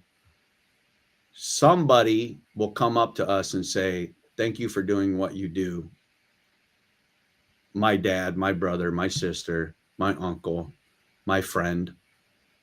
Everybody has a story that you know nothing about until you open your mouth, right? So day one, 2 hours in, I got an impact. And then we get to the track the next day. And there's 7 veterans from the VFW standing around the track, and the national recruiter for the VFW are there. So immediately connections, right? Where were you? Where were you? Where were you? What'd you do? What'd you do? What'd you do? And one of the team members' fathers was there for race day. That was the next day. And he had told me that his dad struggles. And in the past couple of years, he's gone to the VA for some therapy. 20 minutes right off the bat, as soon as we met. And the next thing you know, we're talking about tattoos and what tattoos mean and who it was and what he did and why he never got help and what he's going through now. And what he said to me was, I did not expect to have this kind of conversation today. I said, does anybody? Right? Does anybody expect to have that conversation today? Do you go out and say, I'm going to get this shit off my chest today? No, you don't. Right? Because you're gonna just wear it. You're gonna hold it down. You're gonna keep it in. You're not gonna say nothing. And then somebody says something, whatever it is. I don't know. I don't know what I said to him. I don't know what got him going. But man, he just started spewing, and it was therapeutic for both of us. Right? It reminds me of where I was and where I don't want to go again. And it lets him know that there's somebody else there that understands that kind of stuff. And you can brag about the shit that you did. You and I sat on your porch the other night and we were quiet for about an hour. We didn't say nothing. Mm-mm. And I kind of looked over. I have to lay down to feel better. You need to sit up. So I'm laying down, you're sitting up. And I just kind of look over at you and I go, you know that meme that says that old man with the veteran hat was once the baddest 19-year-old on the planet? I said, that's you. Mm-hmm. And you're worried about being in a fucking wheelchair part-time. I said, you got stories, bro. You got stories that 99% of this world will never get to experience. And we did some pretty crazy shit in some pretty crazy fucking places. And my neighbor always says, our pain is the price of freedom. Yeah. Right? I get to live the way I get to live. You get the way that you live the way you get to live right now. We get to do these things because of the things that we did before. Yeah. We are where we are because of the steps that we took to get here. It's very hard sometimes for some of us to realize that we are where we are because of the choices that we made. What's he saying? He saw the never quit on the car and that got him. So the never quit on the back of Lex June. The story on why Lex June keeps that up there. Did he tell you that one? Yep, he did. Yeah, we got to get Lex on here. Lex and Girl sometime. We will. But those two people get it, Yeah. And Jonathan, I'm glad you saw it, and I'll be sure to relay that to Lex and Gerda. Yeah. That their car helped another individual. Yeah. We have to give ourselves some credit, and I think so many of it, Grace. You don't know what you don't know, right? So if you figure something out at 50, you can't be mad at your 20-year-old self. You can't, because you didn't know.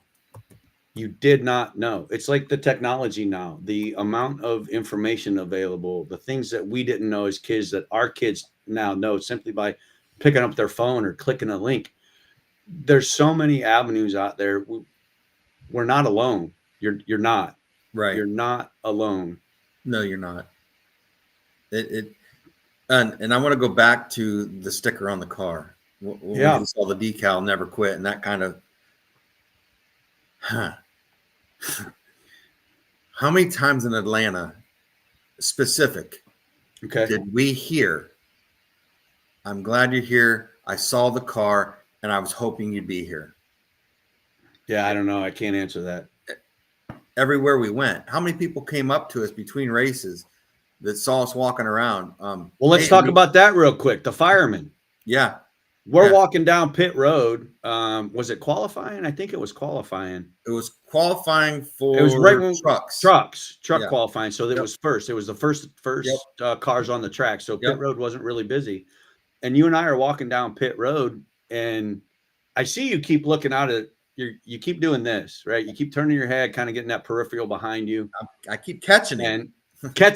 And then I don't know if we stopped or he tapped you. I don't remember.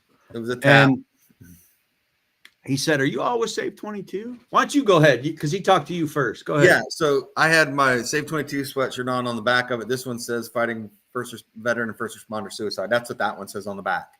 And I kept seeing him, and I kept like, "What's this guy like? What have we done? Are we not supposed to?" Like, I was getting that feeling like, "Oh, we're going to get, we're not where we're supposed to be." And he just we got to walk. And he just simply tapped me on the shoulder, and we stopped. And he kind of walked around us, and just dumped. And again, I don't want to get into all of it, but it was just things that we all deal with every day, right? And then you throw on top of it his fire service. Right. And things he saw, and his brother-in-law, one of the two that was struggling, and they were talking about things they do together, right? And he's looking at me and he's like, "And you guys do all this stuff? Like, how can I find out? That's easy, man. Here's my phone number." And he looked at me like, "What?" And we both said, "Yeah, here's our phone. Call us. We'll sit down and chat."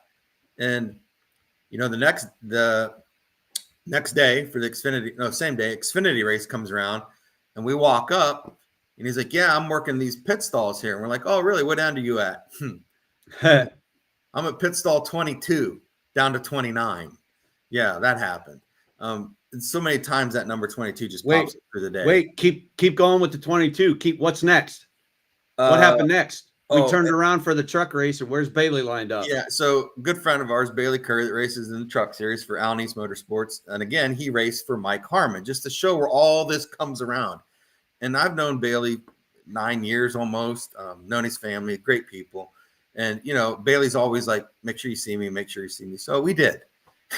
We walk up to the truck, and we kind of look down. We're kind of standing there, and I just look down, and John and I are standing on the number 22. Bailey's truck is sitting right in front of the number 22. Bailey finished third in that race. And he was leading Daytona when he 2 or 3 laps to go, and he got kind of caught up in some air and moved him around. But all of these things that happened, you and I talked about it. Like, why? And there is no why. There is no why. It just is. It just happens, and you have to be open and receptive enough to things that are happening that I call them signs, God winks, little nudges like, "Hey, God winks." I like that. Hey, it's that number, the amount of people, the NASCAR official that came up to us during the race, during a caution, slides up by us and is like, "Hey," and he's looking around like he doesn't want to get in trouble. Like, "Hey, are you guys with Save 22? "Yeah, we are." "Cool. I'm a veteran also." And he starts going, and then the race comes back up. He steps away. He comes back. By that time, we give him card, and he's looking at it, and he says, "I'll call you." So, again, the firefighter, he calls. He calls last night. He called last night. Just to check in. thank you guys for what you did. Thank you for taking time out. I appreciate it. Like all of these things happen. Organically. We didn't go looking for it. Right. We didn't go looking for that conversation in the pit. We did, however, go back to thank that individual for having stopped and being vulnerable, open, and honest. Having and when the we courage. had that conversation, and he's a very high profile driver. We'll say that. And when we stood there at his hauler, the way he protected that conversation is something I'll never forget. Yeah. That was it wasn't a, hey, let's get a photo up. Hey, let me show you this. It was, I'm going to get right in here with you all. And the conversation is going to be us three and nobody else standing around. He even pushed his handler. His handler. He even turned his back to his handler. Like I know I need to be somewhere, but I'm not done here. And he gave us these guys for a minute. Yeah. And he gave us 5 to 10 minutes there. We'll call it 8 to 10. We'll call it 8 to 10. And, those conversations, those things happening, conversations with Mike, just sitting on the wall at the Harmonisms. And the book of harmonisms, Karen, was wide open. He was coming at us. And at one point, John goes, he leans in and he's laughing. He goes, I don't understand a word he's saying, because he got rolling and that Southern accent really kicked in. And neither one of us are wearing our hearing aids because it's at the racetrack. So I really can't hear him. Like, what? What? But just to have those experiences, man. And then when those 2 young veterans came, firefighter veteran came and they found us, and because just a hard time to meet up, and we finally connected, and we're like, hey, come on with us to the track. What? Yeah, we can go up to the track. Oh, we're allowed? Yeah, come on. Absolutely. Oh, we can get on the starting grid for the national anthem? Absolutely. Just stand with us. Well, this is cool. And, to see those young kids, and I say kids because they were young. Well, we're old. Yeah, thanks. You're welcome. But just to see their reaction and the way they took it in and the way they just lit up and like, I can't believe we're here. And they're looking around like, oh my God, we're here. Those types of diversion therapies and that peer-to-peer support is what we're really good at, man. We are. And we have to give ourselves a little bit of credit for that too.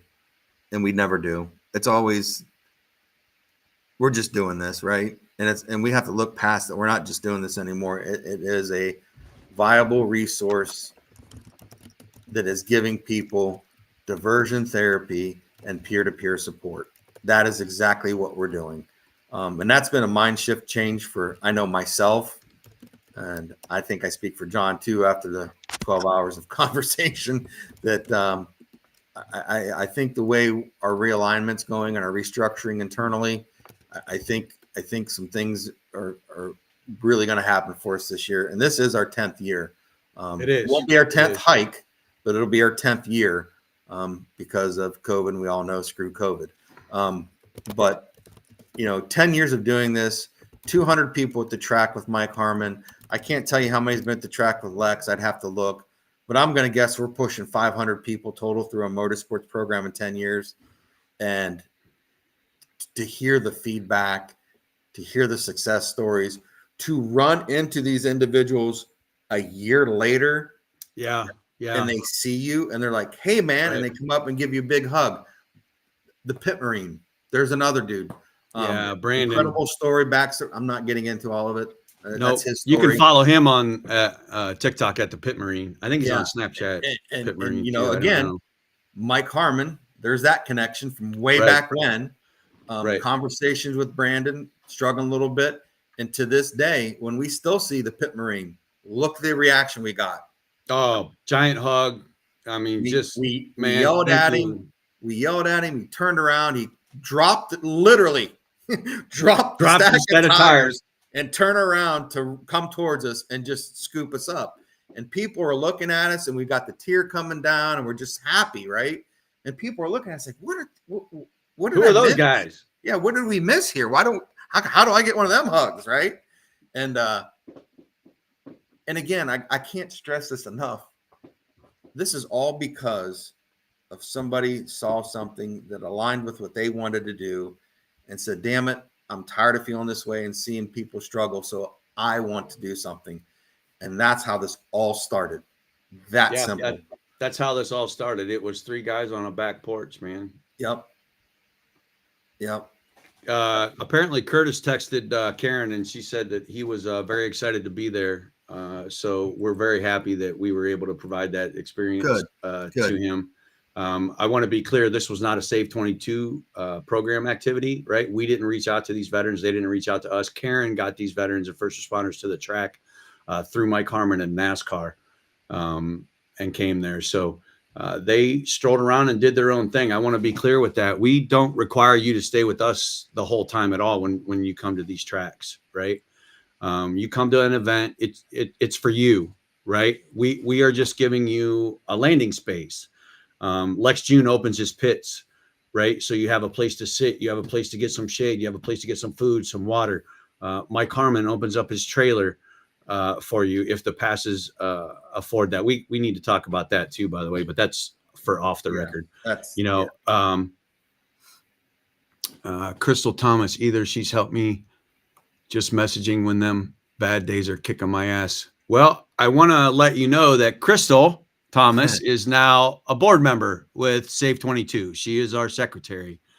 So kudos to Crystal. She also runs Lex June's social media. She's a photographer, and she's joined the fight with Save 22. So we are very excited and very happy to have Crystal on with her experience and her knowledge. It's great. Jan Williams said the Save 22 tent at Wetzel's. So I went to Wetzel's last year with Greg and Jan, and we just took the Save 22 canopy.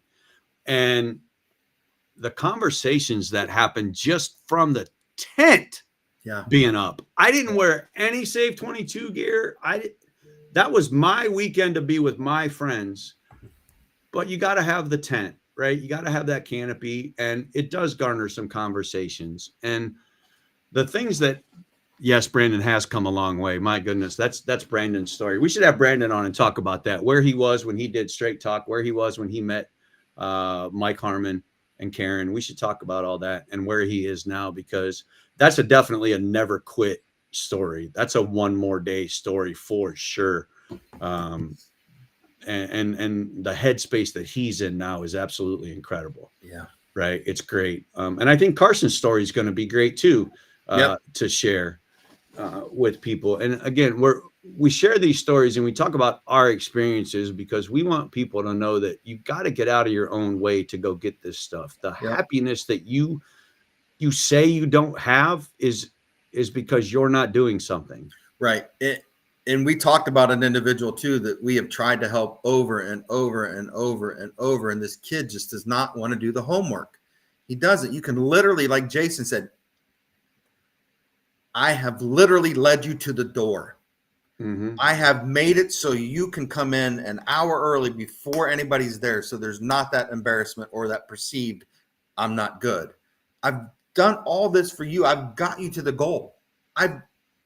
All you have to do is step through the threshold and you can't show up. It's hard. It's hard. And we beat ourselves up over that. Right. And like I told you, John, there came a point where I just had to cut myself. I had to, because I was worrying so much. Like, is he there? Is he there? Is he there? What's going on? This kid's struggling. He moved from the west coast to the east coast just to be by the water. He was on the water there. Couldn't stay in California. Came to the Carolinas, all by himself. And you reach out and you reach out and you reach out and you keep helping, but you have to do the work. And it sucks, but you have to do the work.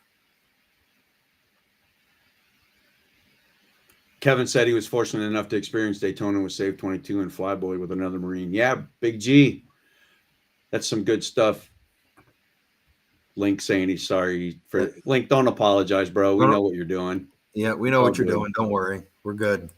We're good. I'm glad you had that experience, Kevin. That those memories popped up for me while I was down there, and I remembered it. And we really thank you for coming and filling in that weekend. It was great to have you. I'm glad you enjoyed it. And Karen pops up on here too. You always have a place at the track. It's true, and it's absolutely true. It is. It's true. I got to tell you, John,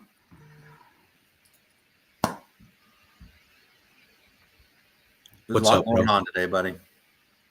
It's a lot of overwhelming emotions, right? So is. It is. we're going back, or you're going back through those traumatic things that happened to you, right? When you lost all those friends, or Yep. today's actually a day for you too. Yeah, I'd rather not today. There's just too much, man.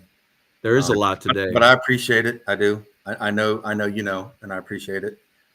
There's just, it's too much today, man. It just is. So I'm okay. I am.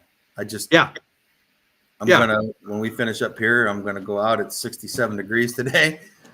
Piss off. So I'm gonna go out and put my feet in the grass for a while and walk the dogs around. And I'm probably gonna shut off for a little bit. Jason said we all are done. I think we are done. We've been on here for a couple hours. I want to put up a couple links real quick. How do I do that? That's right over here. We're going to put this up right at the bottom. We're going to put up our number right here at the bottom. Yep. 833 iSave22. The website save22.vet. Right. Yep. And the reminder from Jason too, to make sure you take a minute for yourself. And I promise you, I'm going to go do that. That's happening. I am too. I'm going to take some time. I'm going to sit here. I'm going to watch a movie, clean it. I don't know what I'm going to do, but I'm going to do myself. And I stress it to you all to take that moment today, right? Feel the sadness, feel the hurt, feel the pain. Yep. But also remember that the sun's going to come up tomorrow. It will. I promise. You might not see it, but it's there. And reach out to that somebody that can help you see that sun, right? Yep. Help you see that positivity, change your perspective on a couple things. Reach out, talk to your brothers, talk to your sisters. Just check on somebody, man. I thank everybody for joining today. At some point, we had 50 plus people watching. There's still 20 on right now, which is amazing. Thank you very much to everybody that came on. This was great for Albert and I to get through our own pain today. And I hope in some little way we helped you too. Vader, we love you, man. We know what you're going through. And again, just keep going and keep reaching out, brother. There's plenty around you, and you said the right stuff. You know that there's brothers out there to help you. And man, I hope you lean on us. I really do. Because we'll take it with you. We'll get through it together, my brother. We will. With that, I think we should call it a day, and we'll get into the good stuff next week. All right. Yeah. Jonathan, thank you. You know what? That's not the first time we heard that comment from people that we are better than your psychologist. Yeah. I want you to know that we are not medical professionals, and we do not provide medical advice. All we do is share our experiences. Yep. Shared experiences. Our story is our strength, and we hope by sharing our story, we can give you some strength too. So let's call this off, and one more day. Yep. One more day, guys. And if you are struggling, talk about it. Reach out. Let somebody in. As Jason said, swallow your pride. Swallow your pride. Ask for help. It's okay. Swallow your pride, guys. It's okay. Find that thing. Yep. Gentlemen, ladies, everyone watching. Janice, I know you're on. I know you're watching. Baby, I love you. I know you're hurting. And you get a ginormous hug from me. You really do. And I love you guys. I love everybody that was on here. Thank you. You're never, ever alone. Ever. Let's call it a day. Thank you for joining. Good talk. Yeah, let's put this up one more time before we we're gonna put this up one last time. Yeah. And we're just gonna leave it here for 1 minute for him. And that's all we're gonna do, okay?